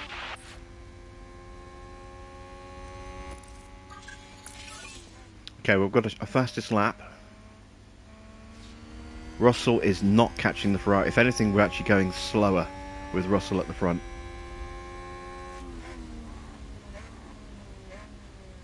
So I would imagine Oscar's going to have a run here into the chicane.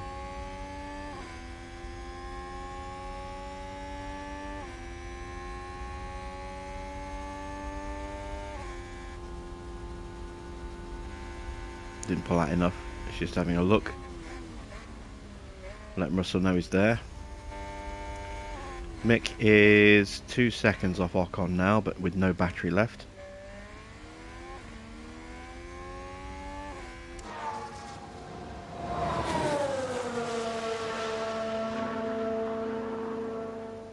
Can I close in without the battery? I hope so. I really do. Because if I start charging, I'm going to start losing time to Ocon. And I need to charge while I'm using his DRS so I can calm the tyres down again.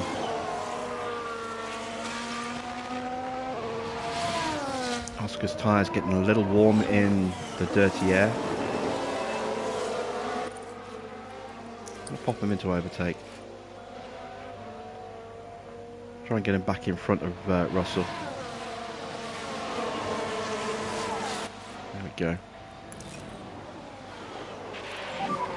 Okay, nice work.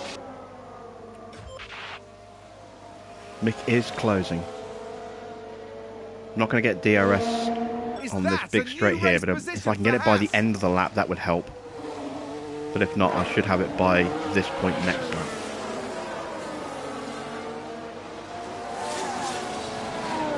Just hope I don't damage the tyres too much in the process.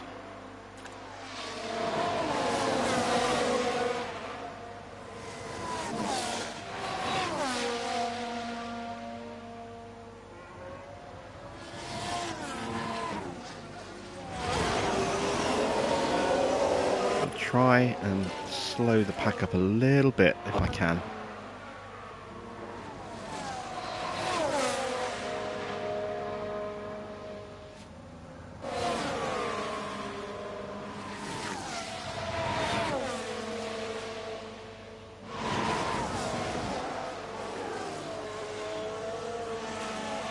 Come on, Mick, you're almost there.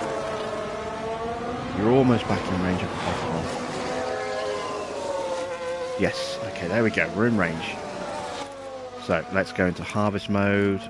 Let's calm the tyres down. That's the DRS line. And there's the DRS activation line. There we go.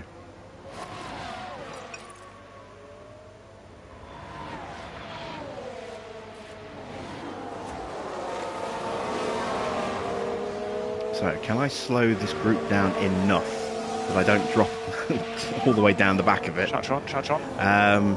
But allow Ocon to maybe close slightly, but certainly give Mick a chance of catching up. Because the gap has gone up again. It's now another 3 seconds to Ocon.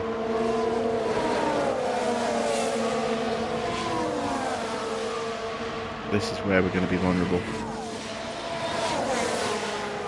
Russell thinking about a look, isn't going to make it. Is Russell going to get taken by Verstappen here?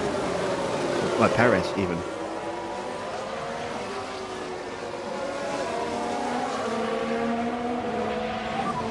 Very good. Mick's actually overtaken Ocon. It's not what I wanted. I wanted him to sit there for a lap or two.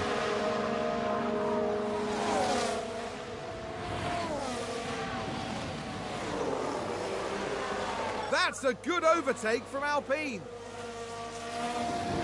There we go. Ocon's got back through again. That's better. Means I can use the DRS, which will reduce the amount of fuel I'm using because Mick has had to burn a lot more fuel. So that'll help reduce some of that fuel burn. It'll let the tyres calm down a little bit more. It'll get the DRS charged a bit quicker because I'm not having to deploy it to stay within range. And Ocon is slowly catching the back of the group as well, by the look of it. Okay, Oscar's been overtaken. We're going to have to up the pace again slightly. If you've got some margin, try to increase the pace a little bit. Tyres are starting to get a little marginal on Oscar's Good car. job so far.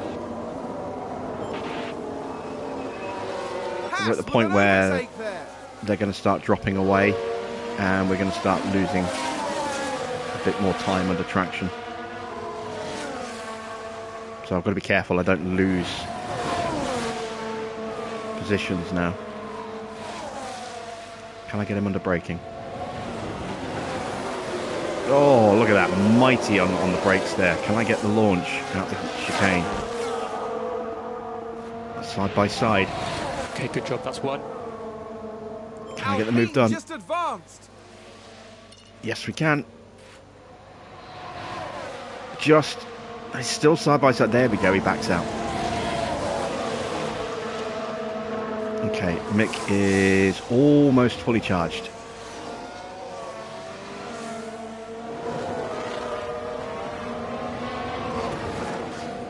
The fact that we keep leapfrogging Ocon here is probably what's keeping the gap at 3 seconds.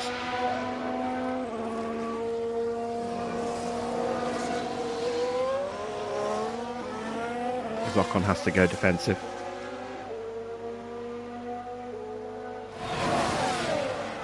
Okay, Oscar's pit window is up.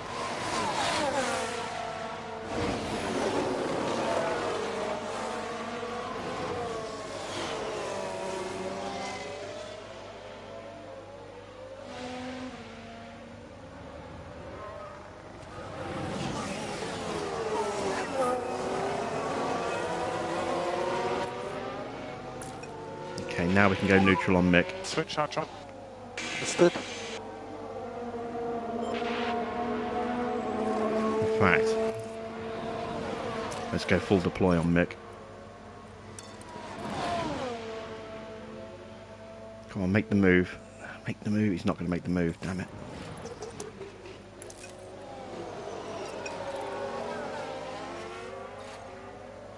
Red Bull moved up.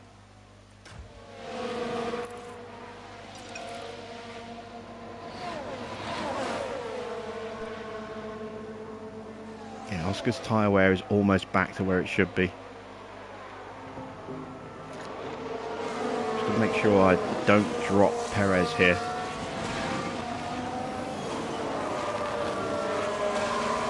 Sainz is in the pits. Okay. Hamilton's still leading this race.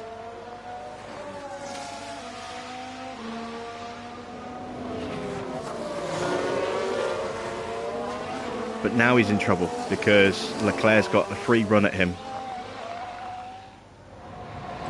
And he gains 6/10 on him just on the start-finish straight there with DRS. It's not that long a straight. That's an impressive pace difference. He's going to just fly past him on the back straight here.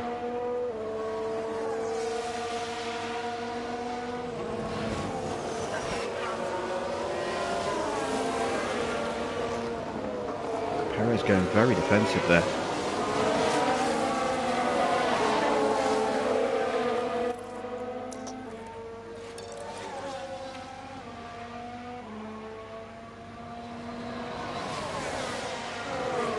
And look at that, Hamilton is overtaken. Now, Leclerc should be able to pull that gap. Good job. Mick is through. And keep him pushing onto the back of this group here. HAAS with an Get him overtake. caught back up before the whole train starts pitting. Ah, we got squeezed.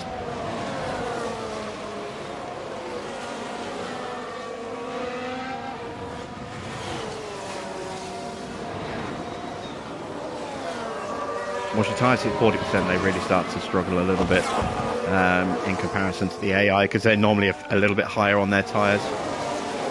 Yeah, they're on 50%. So, no, Schumacher locked up.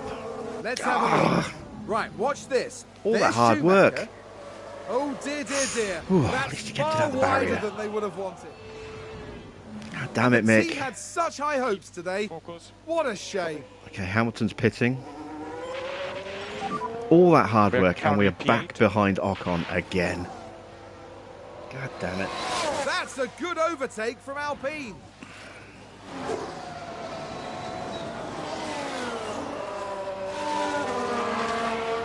Is that a new race position for HAAS? All that work to get back in position and recharge the battery, and it's just gone.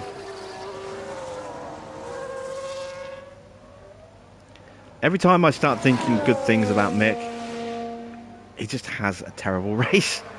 This is now 2 terrible races in a row. He cost me a lot of money in front wings and points lost last time out. And he's already spun or locked up twice in this race in the opening 20 laps. We're not even halfway through this race and he's had 2 big offs Red Bull gained a place. and dropped a load of time.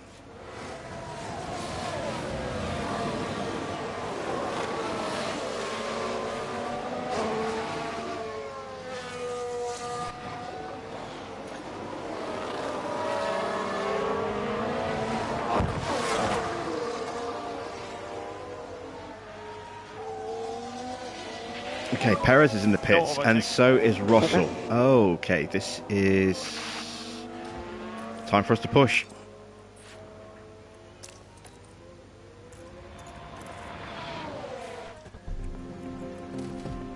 I was hoping to extend by a lap or so, but yeah, we've got to go. We've got to go right now.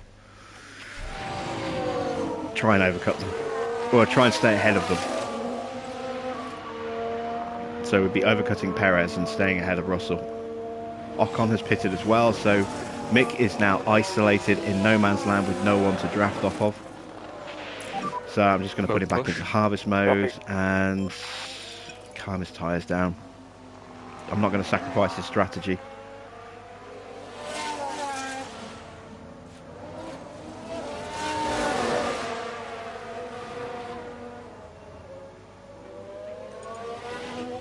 Purple first sector for Oscar.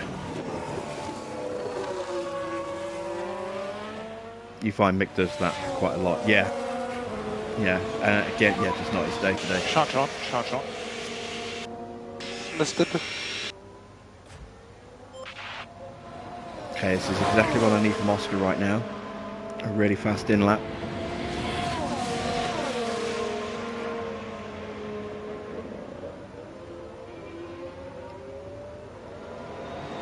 This is why I'm thinking maybe we need to replace Mick. Maybe we still stick to the plan of not putting Logan in the car next season because he's still going to be a little bit too raw. I've already got one raw driver in Oscar. I don't know if I want to have 2 raw drivers in the car. So maybe we need to think about a more experienced second driver, someone who's going to not panic and throw the car off repeatedly. At the very least, it should save me the extra salary. Means I won't be paying out in replacement body parts so much. Come on, give me a good stop. Oh, we got jumped by Verstappen in the pits. I hate when that happens. 4.2 seconds. We got held to let him through. That's so annoying. But are we getting out ahead of everyone else? Yes, we are. We've kept position. We kept position on Russell comfortably. Right, Oscar needs to get back into the tracks of Verstappen ASAP here. Cannot lose the DRS to Verstappen.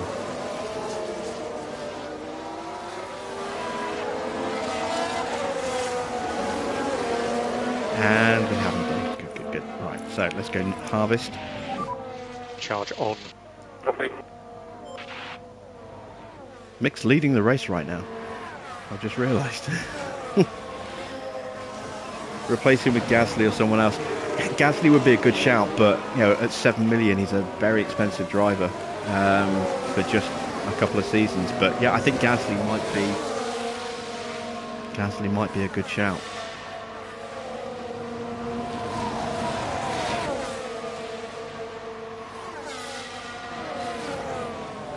All right, Verstappen's got more pace than Russell, so we can stick with Perez and pull away from that train. Perez has got to get up onto the back of Russell first and then get past him. And then he's generally a little bit slower than Verstappen anyway, so I don't think we have to worry about Perez as long as we don't do anything stupid, like do a Mick.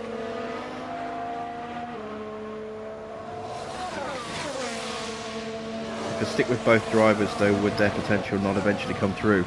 The problem with Mick at the moment is his pace.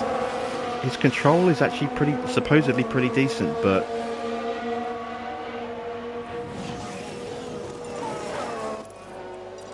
yeah, he's just making a lot of mistakes. I don't know if it's down to the car or I don't know if a car that with just better performance would be easier for him to control, or if it is just based on his stats. I'm not sure what the underlying cause is.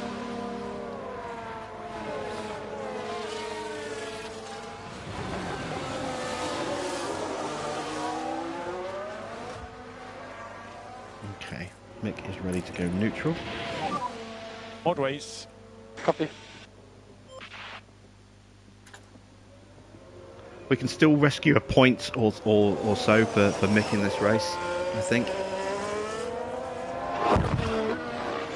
He has won a race, but that was more down to fortuitous circumstances than outright pace. I mean, that was I think we purely just took advantage of terrible strategy from the AI, and then the fact that he spun a little bit less than Piastri. Piastri had a shocker that day. If Piastri hadn't had the shocker, Piastri would have won that race comfortably ahead of Mick. But Piastri had a shocker in that race. But Mick has had multiple shockers this season. Sometimes he's been able to salvage it. We might be able to salvage it today, but yeah, Austria was awful. Let's not forget, he crashed out of 5th place in Canada, a really strong 5th place. Just wiped the car out, and then did the same in Austria.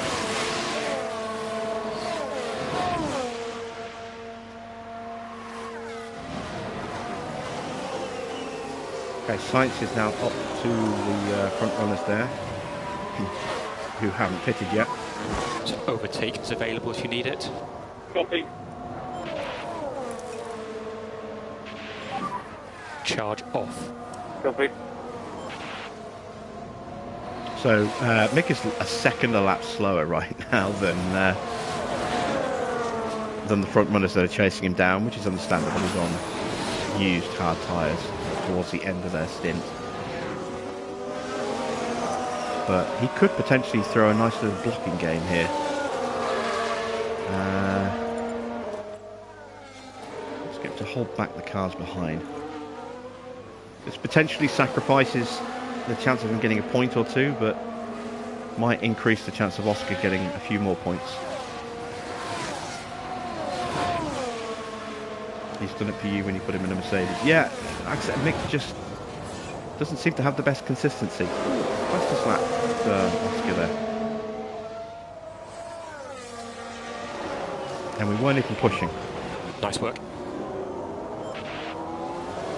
That's the power of DRS. HAAS with an overtake there.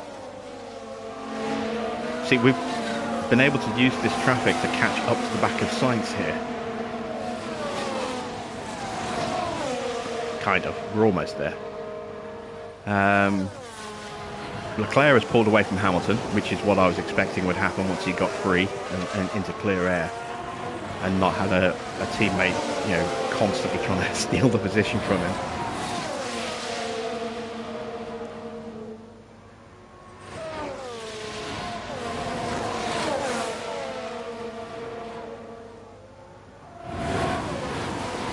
Why have I got Mick driving like that so early? He will keep driving like that until we turn it off. That's unnecessary. I put that on way too early. The second you tell them to do that, they will just drive a defensive line permanently until you tell them to turn it off. Even if there's no cars directly behind to hold back, he will still drive defensively and he will lose time every lap. Another car has run wide. Please don't be Mick. No, it's not Mick. Good. Look at that! They've It's run Stroll. wide. No, Stroll doesn't matter. No, I'm not putting Stroll in the other seat. I'm not replacing Schumacher with Stroll.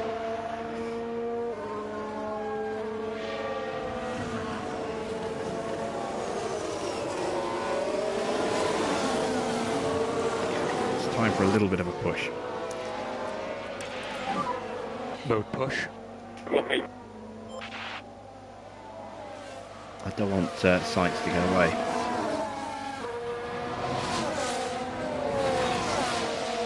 Let's take a run at the inside of Alonso here. Can we get him under braking? Not quite.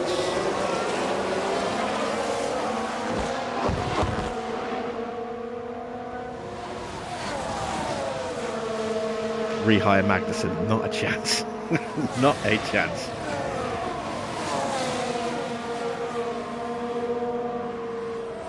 Alright, there we go. Past Alonso. Go on to the back of Gasly. Keep it up. All over Gasly. Look at that. Straight past Gasly. He wasn't even there. Gasly's on old tyres. Good job. Come on, get in the DRS. Yes, we're in the DRS of Sainz. Is that a new race position for HAAS?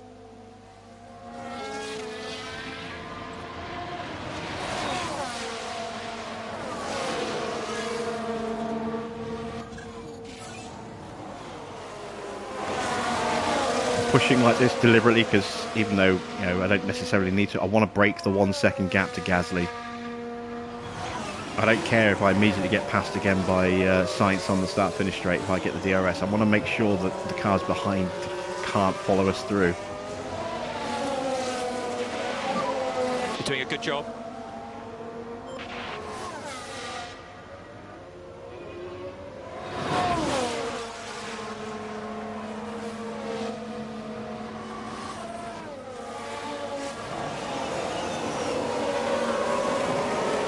Excellent, there we go. Right, time to calm the car down again.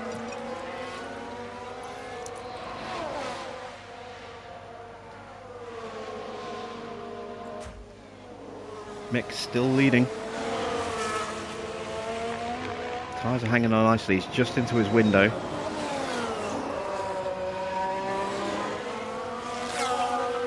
And we're now running a net P3.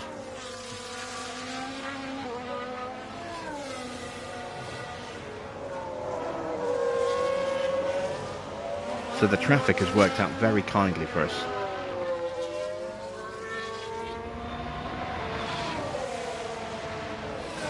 Once I've recharged the car, I might even have a look at trying to pull away from Sainz again. Let him get in front, use the DRS to get past him on a straight, and then just try and blitz past him.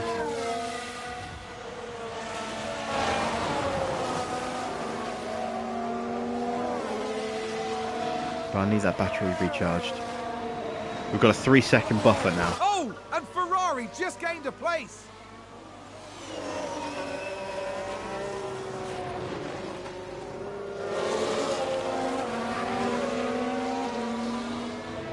Okay. Leclerc catching up to Mick. Almost there. Verstappen's got through at last. Okay, so he's going to try and catch up to the back of us. Has he got the pace to do it? I'm wondering if Sainz has got some kind of damage or a problem, because he has dropped off.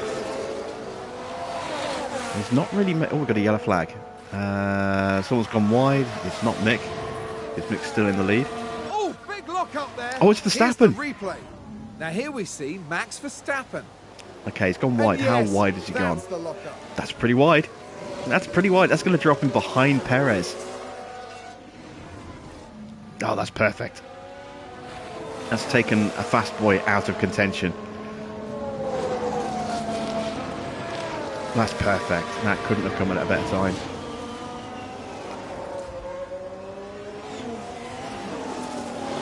Okay, Leclerc's going to get DRS on the main straight.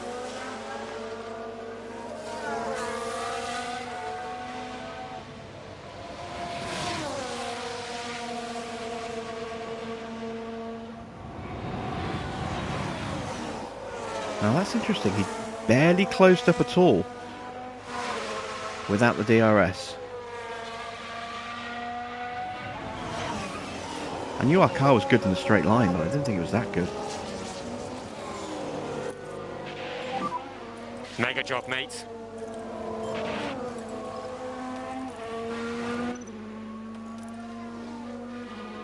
Haas with an overtake there.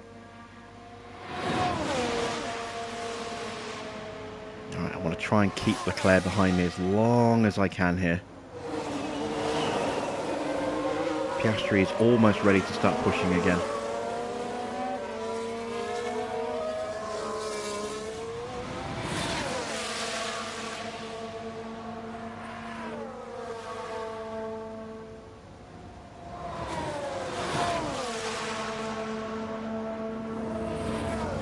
Come on, Mick.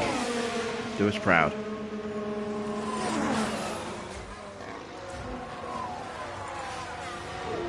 One more lap. All I need from you is just one more lap, and then you can pit.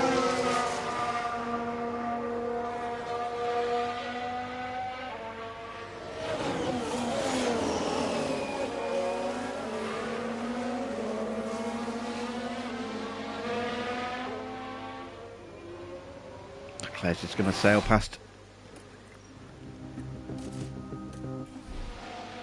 Yep, there he goes. Boxes, left box. Alright, let's see if we can hang on to the back of him. Copy for box.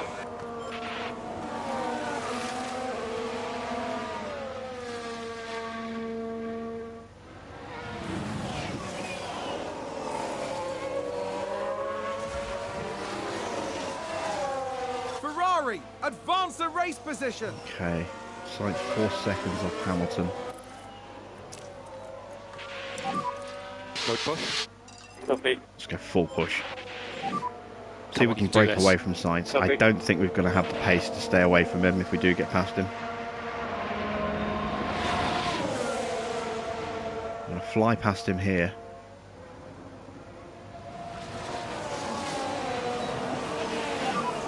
Keep that up. Now, can I close up to Hamilton before I run out of battery? Is that a new race position for Haas?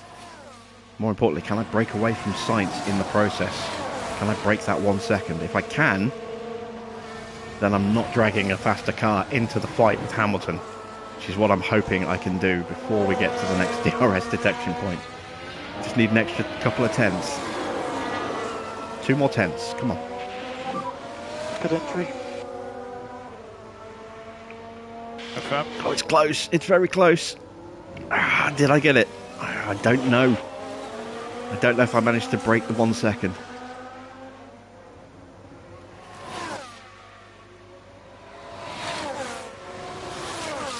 Yes, I did. And I set a new fastest lap in the process. Fantastic.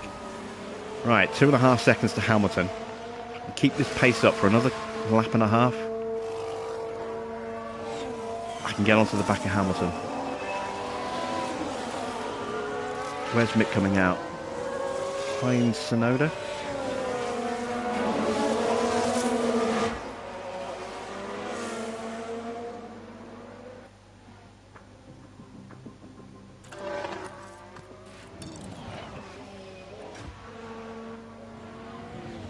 Less than 2 seconds.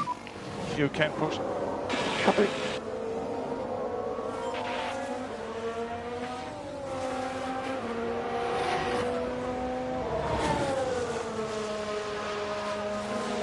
Ocon is the last points paying position. We're only 2.5 seconds off that fight. So it's looking good for Mick, as long as he doesn't have another whoopsie. Then he's on for a point. Someone locked up. Please don't be Mick. After I just said that, don't be Mick. I think there's been a lock That was up. Joe. That doesn't help. The gap is just about a second. I'm out of battery. I'll get a little bit under braking here. I've dropped sights. Just need that little bit more. Come on. Come on. I need DRS on this section. There's some battery. Full deployment. Full pace push.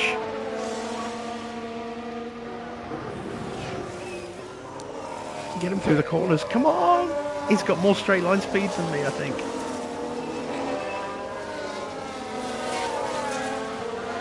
I need to get the toe. I'm not getting DRS this lap. But if I can at least get the toe.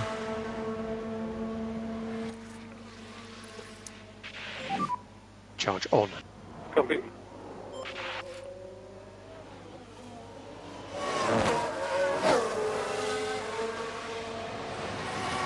I'm going to save this little bit of battery now and hope I've still got enough pace to get that 1 second gap. I can't gain any more battery. I can only choose when to deploy the last little touch that I've got. I'm hoping I've got the grip and speed through these corners to get back under a second. I am at the moment.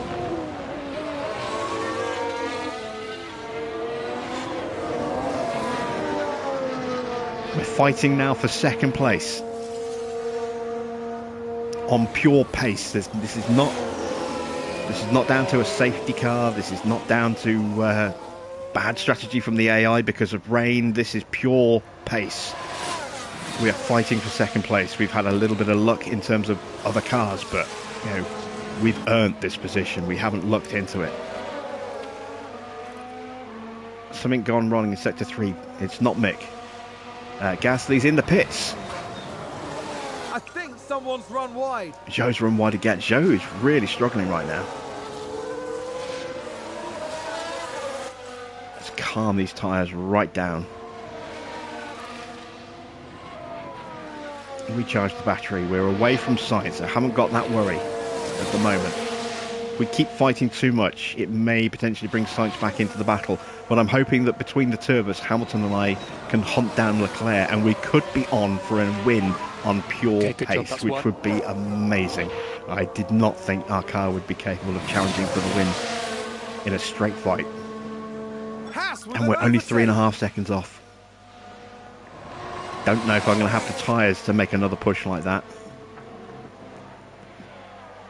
I'll have the tyres now, but I don't know if I'll have them at the end of the race, which is where I'm going to need them to hold these guys back. Mick is up with Sonoda and Ocon. He's got Sonoda. Good job.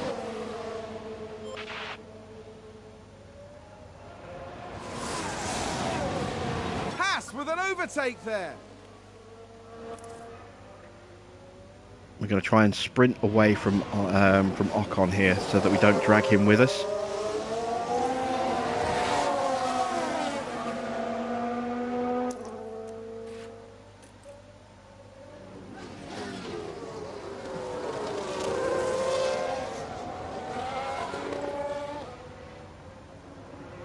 Can we get the move done on this straight?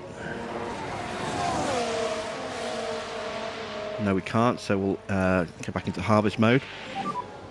Charge on, charge on. Copy.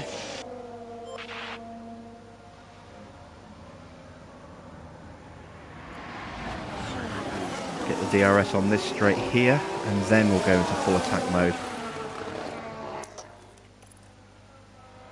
Good exit.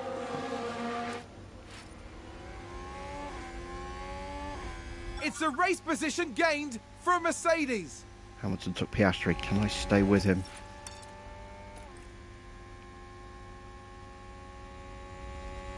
Sainz 4 seconds behind us.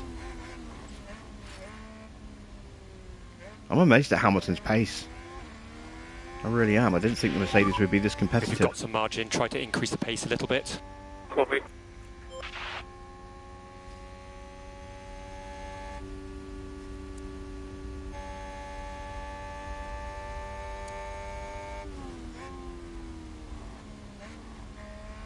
Keep it on the grey stuff, Mick. Yep.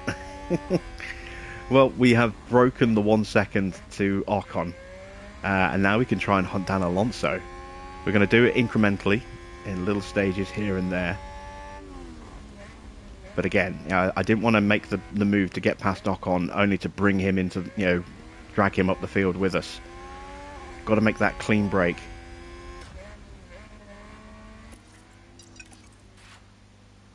Okay, that can go back to neutral. Let's actually drop the tyre pace down a bit more. So overtake is available if you need it. Copy. I don't think we're going to be fighting for the win. I just don't think I can risk pushing the tyres for the win. Charge off. But Okay. you never know. Leclerc might do something stupid. He might do a Mick Okay, Schumacher nice and work. throw the car off on an easy corner. Is that a new race position for HAAS? Oh wow, we've got the gap down to less than 6 seconds to Alonso already.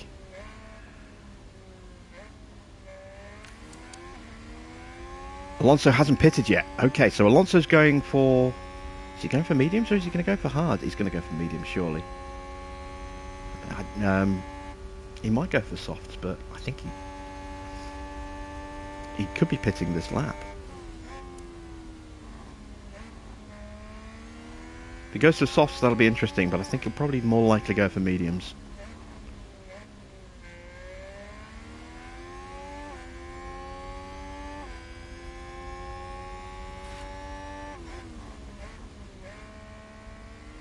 Hamilton got back past. No overtake. Copy. Mercedes moved up a place. More charge. Copy. I can lead Mick at this tyre pace. His wear's fine. Right, back to Oscar. Okay, Hamilton's going to get DRS on the back of one of those Williams drivers. Do not get in my way. Thank you.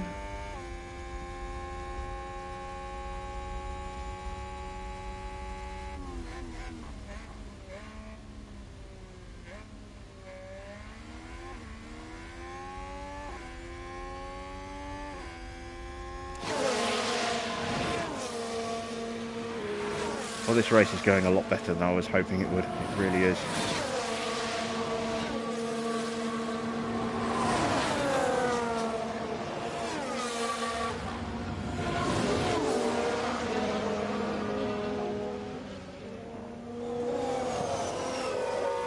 And every time we get a point on Piastri, we're improving his tyre wear, enabling him to push harder for longer, or to make a one-stop more viable than more comfortable than a risky one-stop, which may have to be converted to a two-stop. Means I can put less pressure on the engine.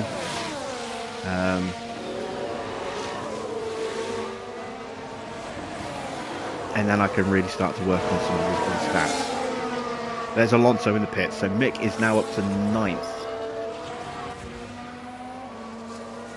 There's Alonso in the pit lane right now. Tsunoda's pitting as well. Okay, so we've already got an 8-second gap to Ocon. I don't know if I've got the pace to catch Russell. I don't think I do. Not even really going to try. I'm just going to let Mick run his race like this. Okay, no, the gap's only 3 seconds. I was going to say, I didn't think we'd had an 8-second gap to Ocon already, but 3.3 seconds, that's good. Leclerc's going off into the distance. We can't hunt him down now. We've left. If we were going to do it, we've left it too long.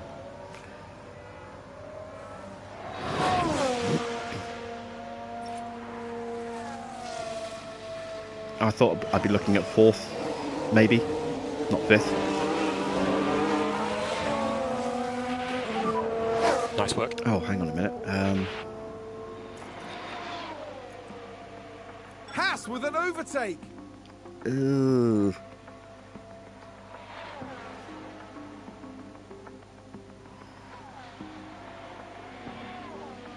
I kind of need Mick to improve a little bit if I can.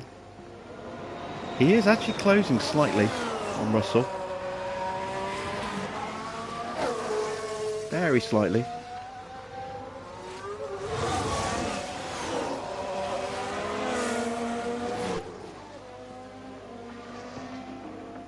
It's a race position Oscar's gained tyres for are Mercedes. looking okay. Like a little more life on them, but we're running this slightly reduced pace.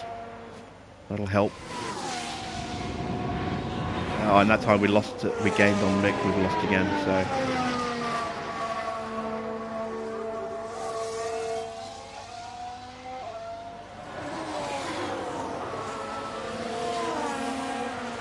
There's some slipstreaming each other on the straights and DRSing.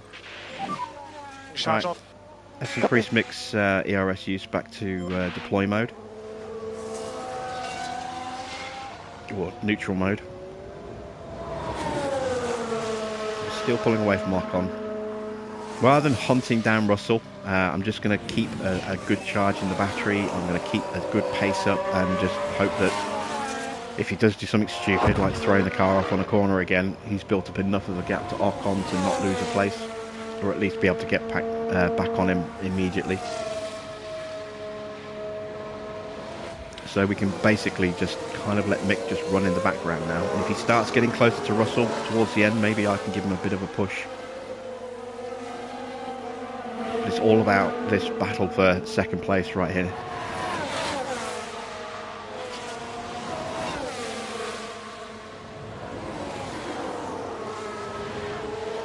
I'm trying to remember what our long-term objective is.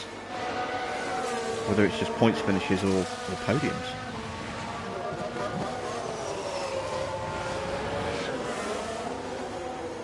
I'll have to check that at the end of the race. Because if we keep going like this, we could beat our 3-year long-term objective in less than a season.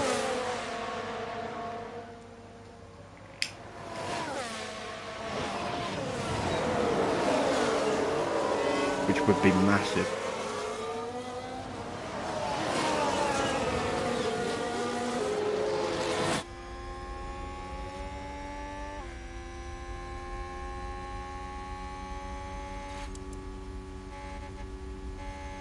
Come on, Mick. Do a good job. Yeah, he's just keeping pace with Russell. Oscar's doing a fantastic job, though. HAAS with an overtake there. And now we just have to pray something stupid happens to Leclerc. Something happens to Leclerc, be it a spin or a bad going wide. Maybe he has a coming together with a back marker. Something that's going to take him out of contention, or at least close the gap right up to the point where we can DRS him, get him within a second of him. Then we're on for a potential win. But as it is, we're just fighting for second, and I'm more than happy with that. But a win, it's tantalisingly close. We're just a little bit short on pace right now to challenge for wins, I think.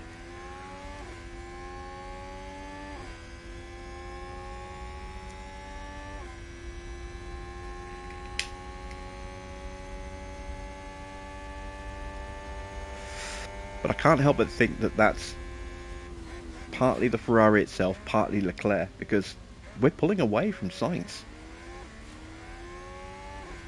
Sainz must either have a worn engine or a worn ERS or something, a worn gearbox, for him to be this far off the pace of his teammate. I don't think he's got any aero damage. So it's got to be a worn engine part that's slowing him down. He's losing out on acceleration. That could be a championship challenger next season. Well, let's not count our chickens. It all depends on A, who's in the second seat, or car 1, which is looking more and more like it might be Gasly. Oh, hello. I've just noticed we've gained a whole chunk of time. Russell's dropped out of the DRS train and we are now just 8.5 seconds behind him. Keep it up. 13 laps to go. No, 13 laps. 12 laps to go. Is that a new race position for Haas? I'll keep an eye on that. It depends how much research the other teams do and how much research I can get done. Could also go for Norris. I could. I think Norris is a bit more expensive. I think he's up to about 10 million a season. That's a bit too much. Mercedes moved Out up of the a two, place. Gasly would be 3 million a year cheaper.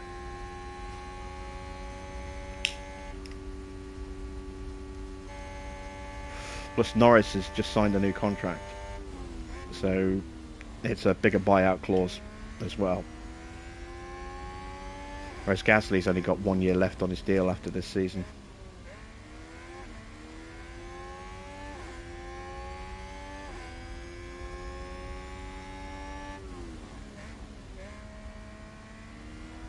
I think Norris is contracted till 2025.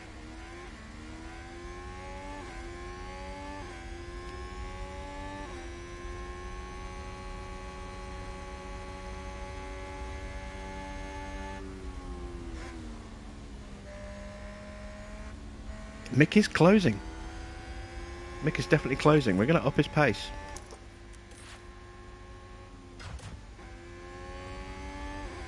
Why is Mick closing? Ah, wait, traffic. That might be why. There is a Williams and an Aston Martin. So that's Albon and Stroll. And possibly Vettel as well. Or maybe it's just... No, Stroll's 36 seconds behind Vettel. So yeah, it's just Albon and Stroll. We can catch these guys at the right time. We're not going to get held up.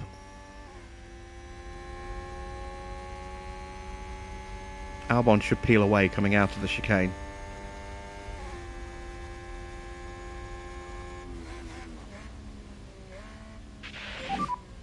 Mega job, mate. Yeah, he peels to the side. Haas with an overtake. Oh no, wait, that was Latifi. That's Stroll and Albon in front.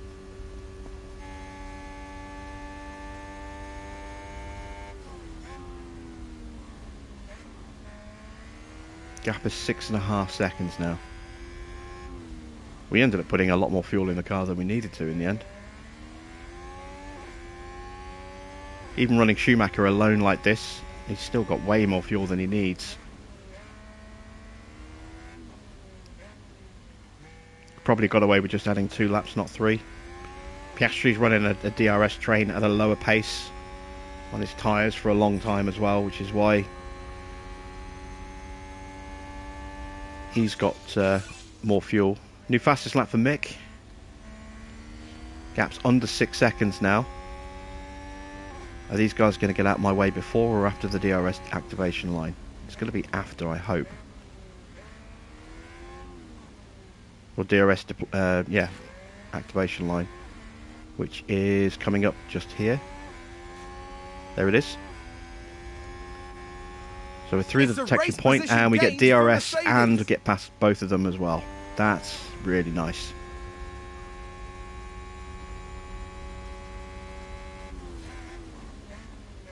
We got held up ever so slightly in the corner, but we gained that time back and a little bit more with the DRS.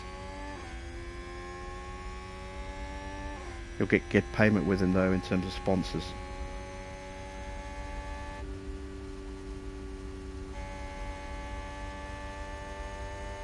Who? Norris or Gasly? No overtake. Charge on, charge on. Copy. Norris, okay. Well, we'll take a look. We'll take a look at the end of the race. We'll start thinking Okay, about good job, that's one. who to buy in. Haas with an overtake I'm there. debating whether or not to keep Mick until the end of the season and replace him next season. A good driver though is going to want more than 2 years, and I don't know if I want to offer them more than 2 years.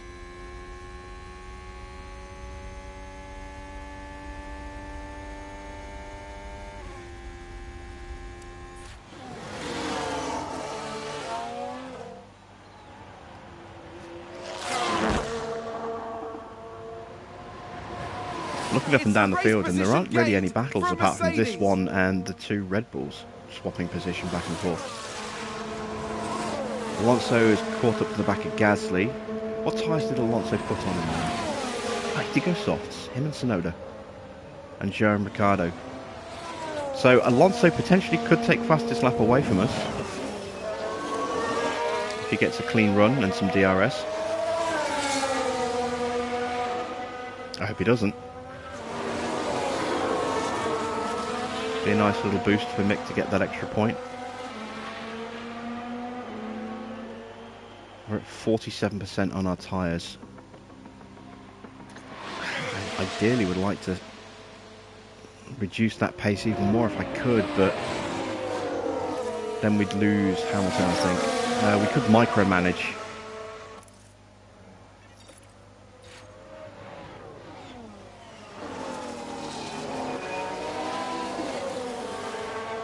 What are Hamilton's tyres looking like? 54%, yeah. That's a worry.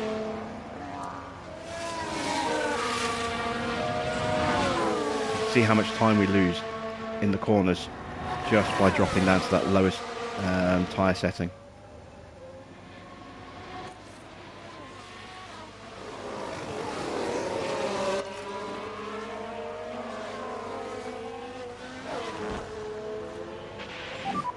If you've got some margin, try to increase the pace a little bit.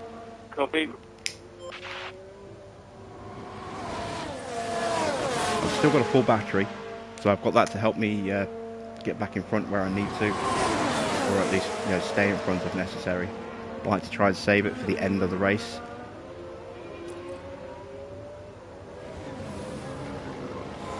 I think safety car now would make things interesting. I would definitely dive in for a set of brand new softs. And then make sure I don't forget to switch the tyres on. like last week in Austria. That wasn't good.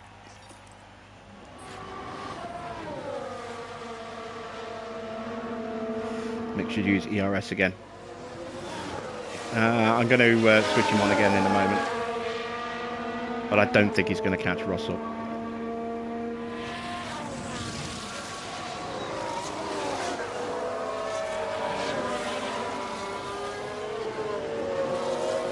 Is that traffic in front of us? Thought I saw another car flash through.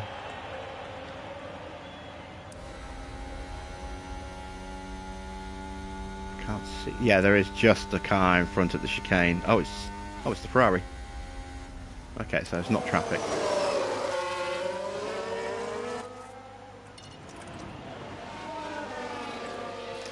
Right, Mick is about ready to have another crack.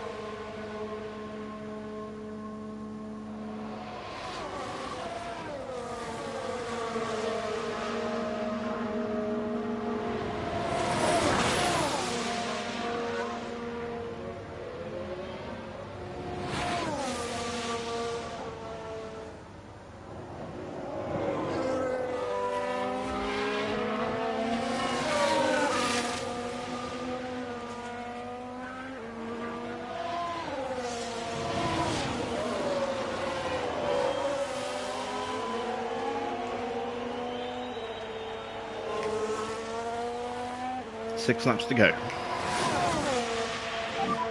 6 laps remaining. Like I said, 6 laps remaining.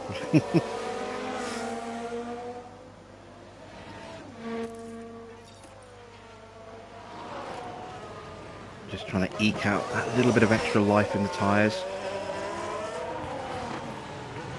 I can push to get past him and then I can stay ahead of him. I just need to time it right and make sure I've got enough tyres to pull it off.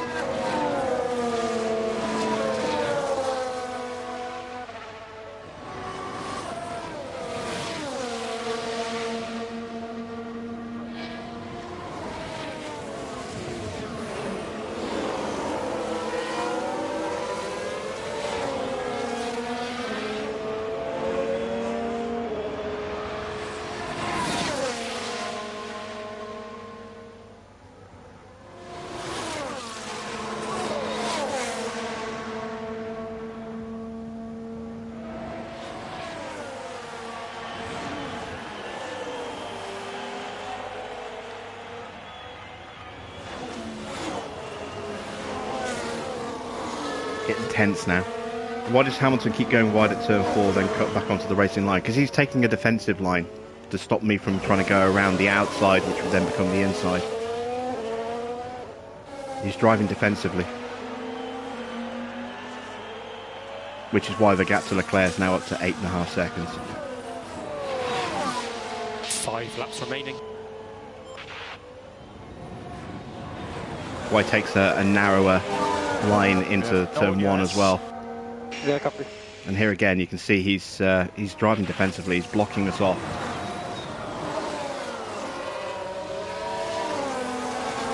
He's trying to stop us from making a switch.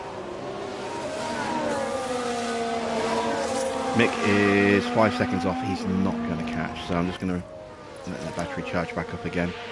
Got a comfortable gap over Ricard. Copy. Got the fastest lap. We'll let him bring the car home without wearing it out, so I'm going to ease his tyres off.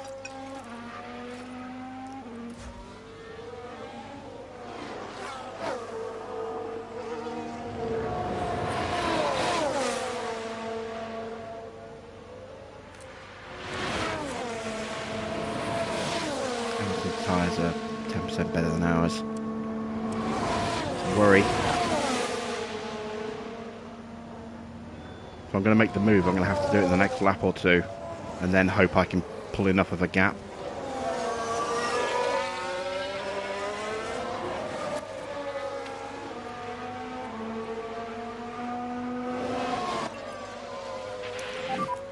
Come on, let's close the gap. Copy.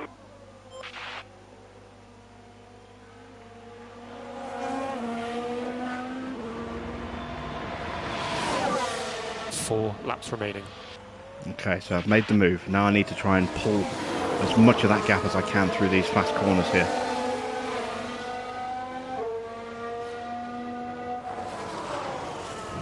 Is that a new Probably should have race waited for the position long for DRS HAAS? section, but I'm hoping that the tyre pace can pull out a gap here.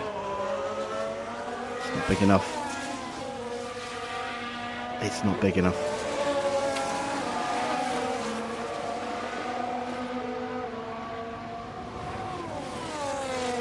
Almost made it. He's going to close right back up again. But if I've got enough of a gap, 6/10, I can work with 6/10. Now I've got to find 5/10. Keeping this pace going like this in the final sector. Need to break that DRS. If I can't break the DRS, I don't think I can hold him back.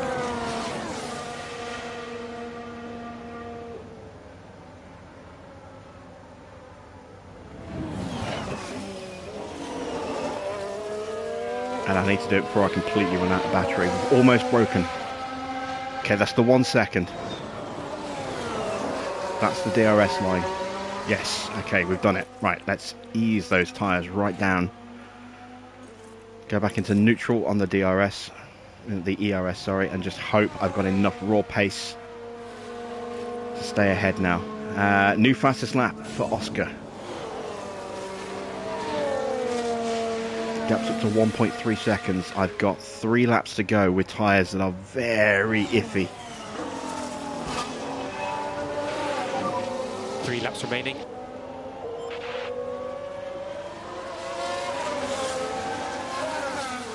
Please have enough raw pace to pull away from him a little bit before the tyres go off completely. Someone locked up. Don't be Mick, don't be Mick. Who locked up? Oh. Seems to have been a lock-up. It's Joe again. I just saw his car just rejoining the track in front of us. Oh, someone got a penalty. Did Joe hit Leclerc?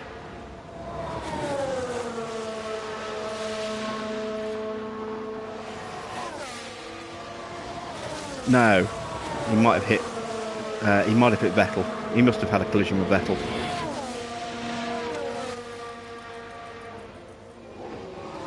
Don't see any damage to either car.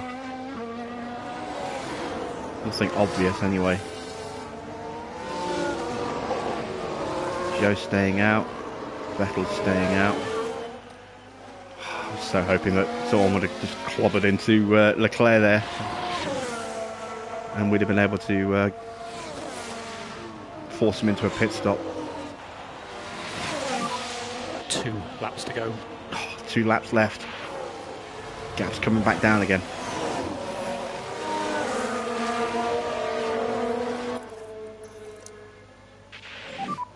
Charge on, please. Copy.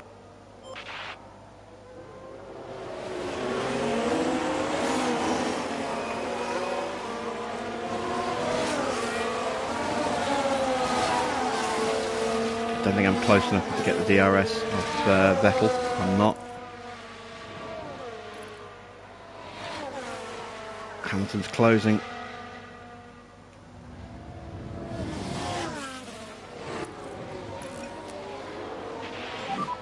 Charge off. Copy. Need that deployment just on the exit of the corner there.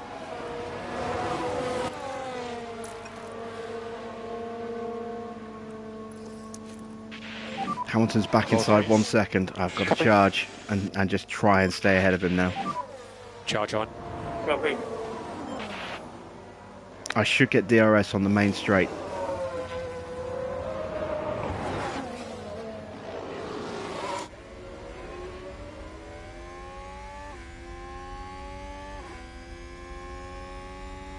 Oh, then again, maybe not. Oh, I don't know. It's going to be close. That was the line. No, I didn't. Ah, okay. Hamilton has got DRS. Oh, man, look how fast he's coming. Starting final lap.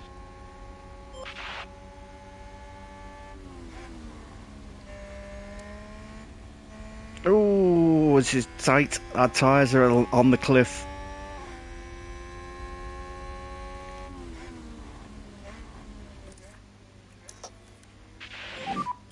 Mode push.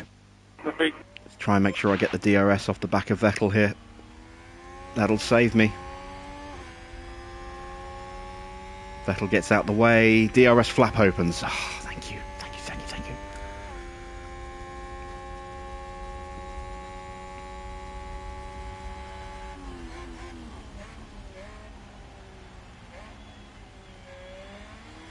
Come on, man. So close.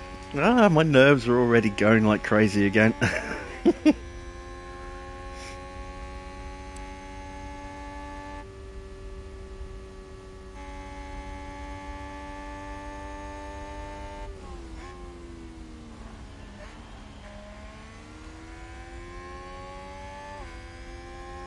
Just a couple of corners to go.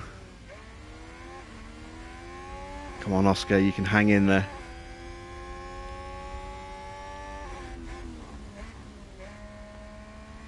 Last corner. Last little bit of battery.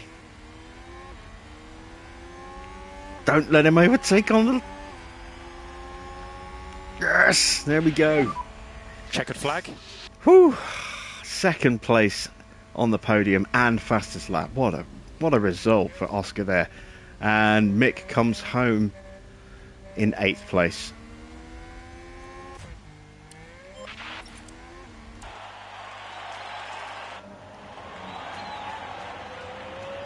Oh, man. Over the line. That was intense. Car was great. Thank you. Yeah, car was great. Very It would have good. been even better Solid if you race. hadn't thrown it off the track twice. Drive off line. But at least Thank you you. didn't break anything this time.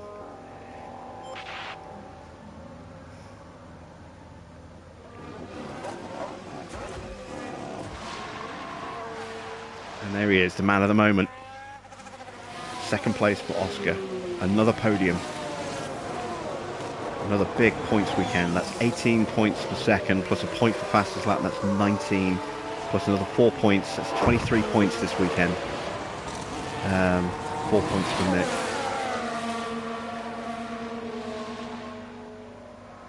Just didn't have the pace in the end to go for the win against Charles, but I don't care.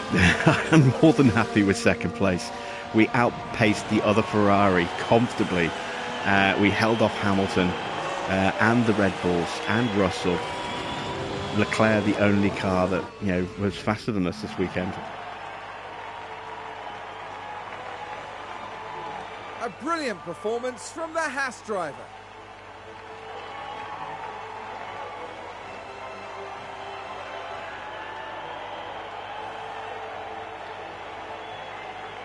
This is a good result for HAAS, more than enough to satisfy the whole team.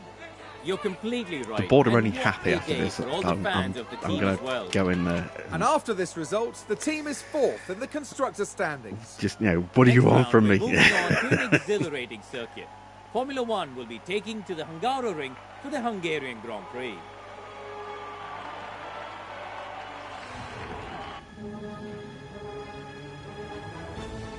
Just go in there with, and say, this is what I can do with the budget you gave me. Just imagine what I can do with a bigger budget next year. Give me money.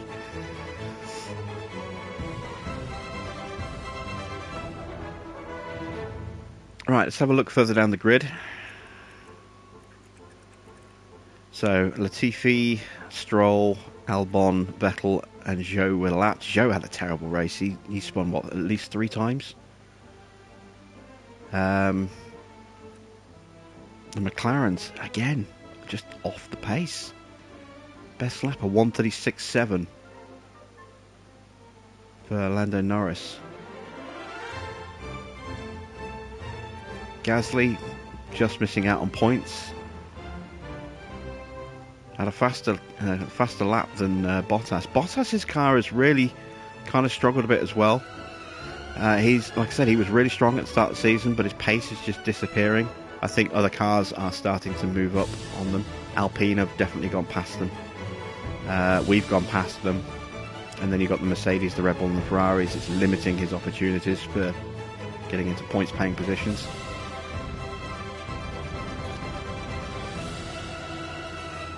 And look at this. We are just 2 points. 2 points behind Lewis Hamilton in the Drivers' Championship. That is incredible. 1 win and 2 podiums and 4 fastest laps in just 9 races for Oscar Piastri. What a debut season he's having. Mick, 1 win, 1 podium. Has only finished 11 of his 12 races. There was that time he destroyed the car completely at Canada. That's his only non-finish. He is in 9th place. Pulls away from Alonso, but still loses out to Russell, who actually gains 2 more points on him. Russell yet to make the podium this season. Same for Bottas. Lewis has only had 1 podium. Sainz 1 win, 8 podiums, 2 fastest laps. Perez 1 win, 7 podiums, 2 poles. Max 5 wins, 7 podiums, 3 fastest laps, 6 pole positions, and then Charles Leclerc only 3 wins but 10 podiums, 2 fastest laps, 4 poles. He leads the drivers' standings over Max now by a good what is that? 24 points. It's almost an entire race win. That's a nice little cushion. I still can't get over the fact that we're just 2 points behind Lewis Hamilton, though. Let's see how we are in the constructors. Still in 4th place. We've closed the gap by 2 to Mercedes, so the gap is now just 13 points. We are comfortably ahead of Alfa Romeo now. We are 63 points clear of Alfa Romeo. That's awesome. We are looking more and more like we are nailing down 4th spot, and we are an outside shout for 3rd at this rate.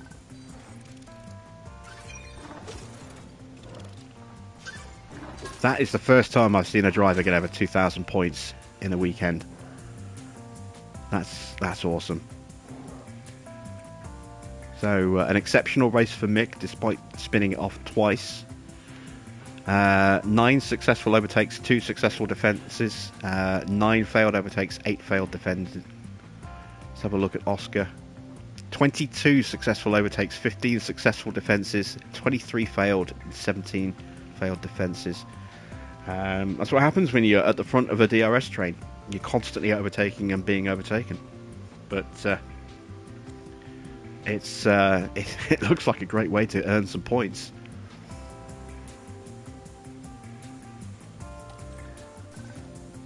In terms of driver bonuses, payouts for both drivers. Oscar gets his 20 grand, and Mick gets his 50. Sponsors, what do we fail on? Oh yeah, I said that both drivers would move forward a position, and they didn't. But we got the fastest lap. We got the Q3. We didn't get the position gain, but we did get the finish position, reached Q2, the quali position, the finish position streak, and our base rates as well means we come away with a net gain of 5 million at the end of this race. That's really nice. Nice big chunk of cash. And our chassis research project is finished. Right, let's take stock. The next Grand Prix is 4 days away, and at the end of that race we will have our board assessment of our performance, our mid-season review. This is the last race before the midsummer break. Then it'll be a 3-week break till Spa. So let's have a look at our inbox. Our engine cooling could be a little bit better.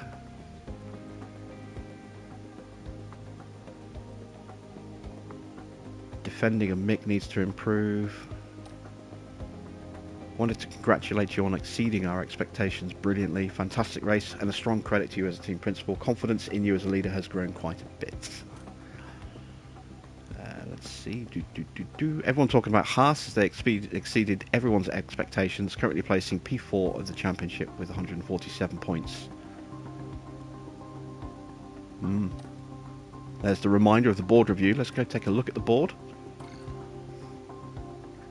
They are absolutely delighted with our recent run of form. Yeah, since Baku, things have gone really well for us. Montreal was the turning point. Montreal was a win for Oscar. Silverstone was a win for Schumacher. We got 4th, but arguably it could have been a win at Austria. And then 2nd place here at Paul Ricard. So yeah, it's been a really good run of form. This next race though, I think could potentially be a bit tricky for us. I don't think it's going to suit our car all that well. I do think we're going to be very strong at Spa though. It's pretty much entirely high-speed corners, which is where that's the strongest part of our car. So I think, I think Spa could be a very good race for us, but I don't know about Hungary. We'll have a look in a second. No points for any engineers or drivers. Pit crew still needs to improve its tyre changing ability. They're getting there, slowly but surely. Emphasis on the slowly. Scouting key staff. I've already got some guys scouted. Let's go to drivers. Got a new point for Mick. So you can see here, his control rating, 75 out of 100. That's pretty good. It's just he seems to make more mistakes than a driver of that rating should. Which is a bit frustrating.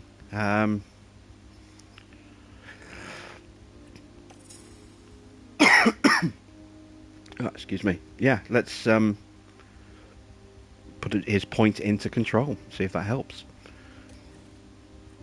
Let's take a look at Oscar.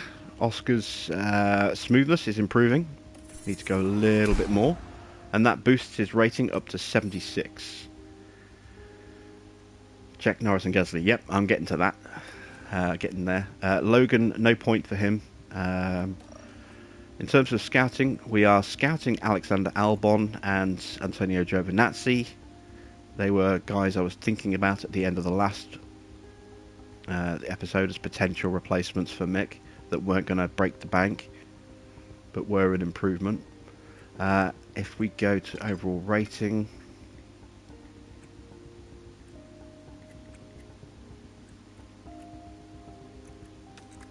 we don't have any data, and Lando is not interested. Like I said, he's just signed a brand new contract with McLaren, so he's going to be contracted for, I think, 4 more years. It's going to be a very expensive contract, like 10+ million a year, and the buyout fee is going to be pretty high.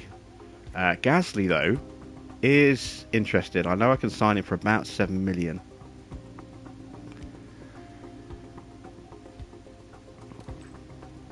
I don't have any stats to compare him against Mick, but I can look at Mick's contract. Mick's only on 500,000. So it's a huge increase to our expense. We're going to have to give him a high bonus threshold.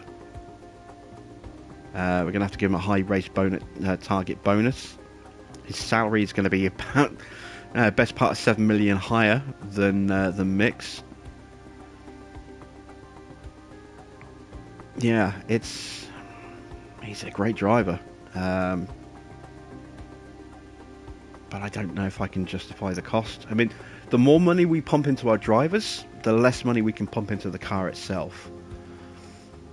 So that's why I'm thinking about cheaper options. I could get Alonso for a couple of seasons. I don't know how much Alonso is going to cost. Alonso could be expensive.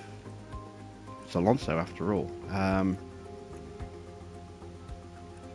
Let's bookmark those two.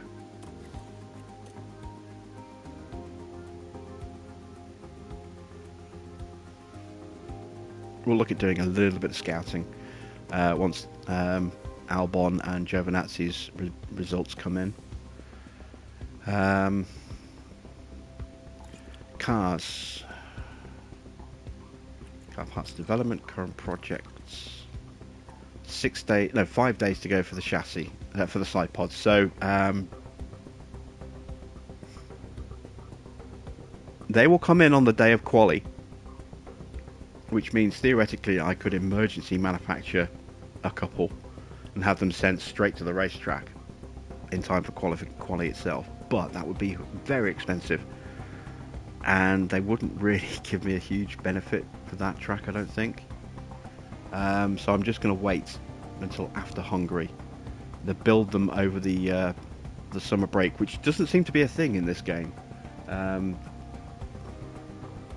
It's just a 3-week gap between races. There is no enforced closure of Team HQ for a couple of weeks like there is in reality. So who knows, maybe that'll get patched in at some point in the future. But so yeah, we'll just get those manufactured between Hungary and Spa. We'll have plenty of time to get 4 sets in, 2 for each car, without having to rush them. So we can keep the cost down on that.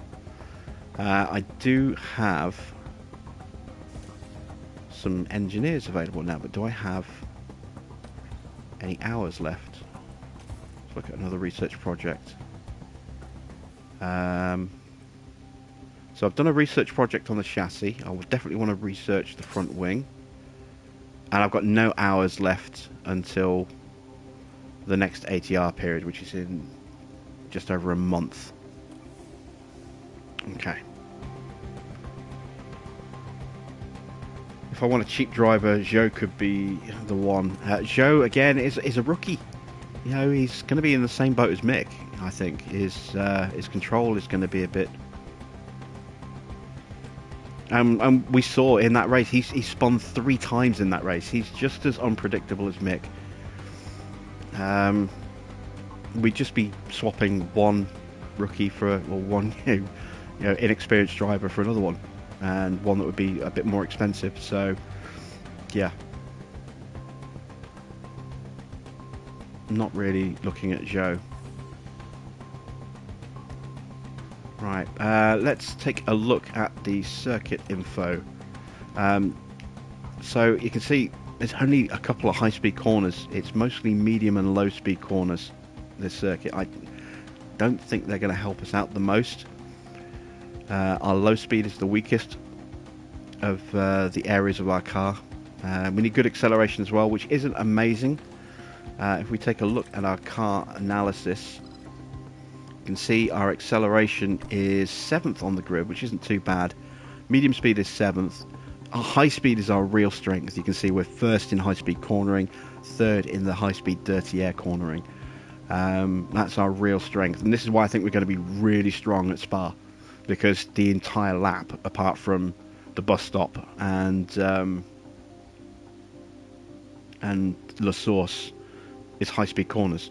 Everything else is high speed. It's just those 2 corners are low speed.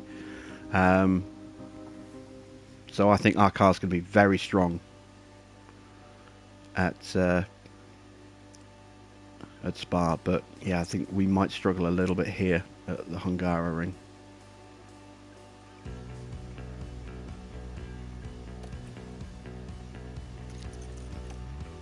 Okay, let's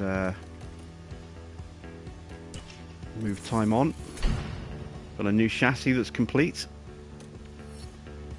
Or get Giovinazzi. I'm scouting Giovinazzi right now. He's one of the 2 drivers I'm scouting, him and Albon. So Albon's out of contract at the end of the season as well. They're about halfway through their scouting right now, so we'll find out after the race. In the mid-season break, we'll get the results back. I think it's about 11 days to go until those results come in.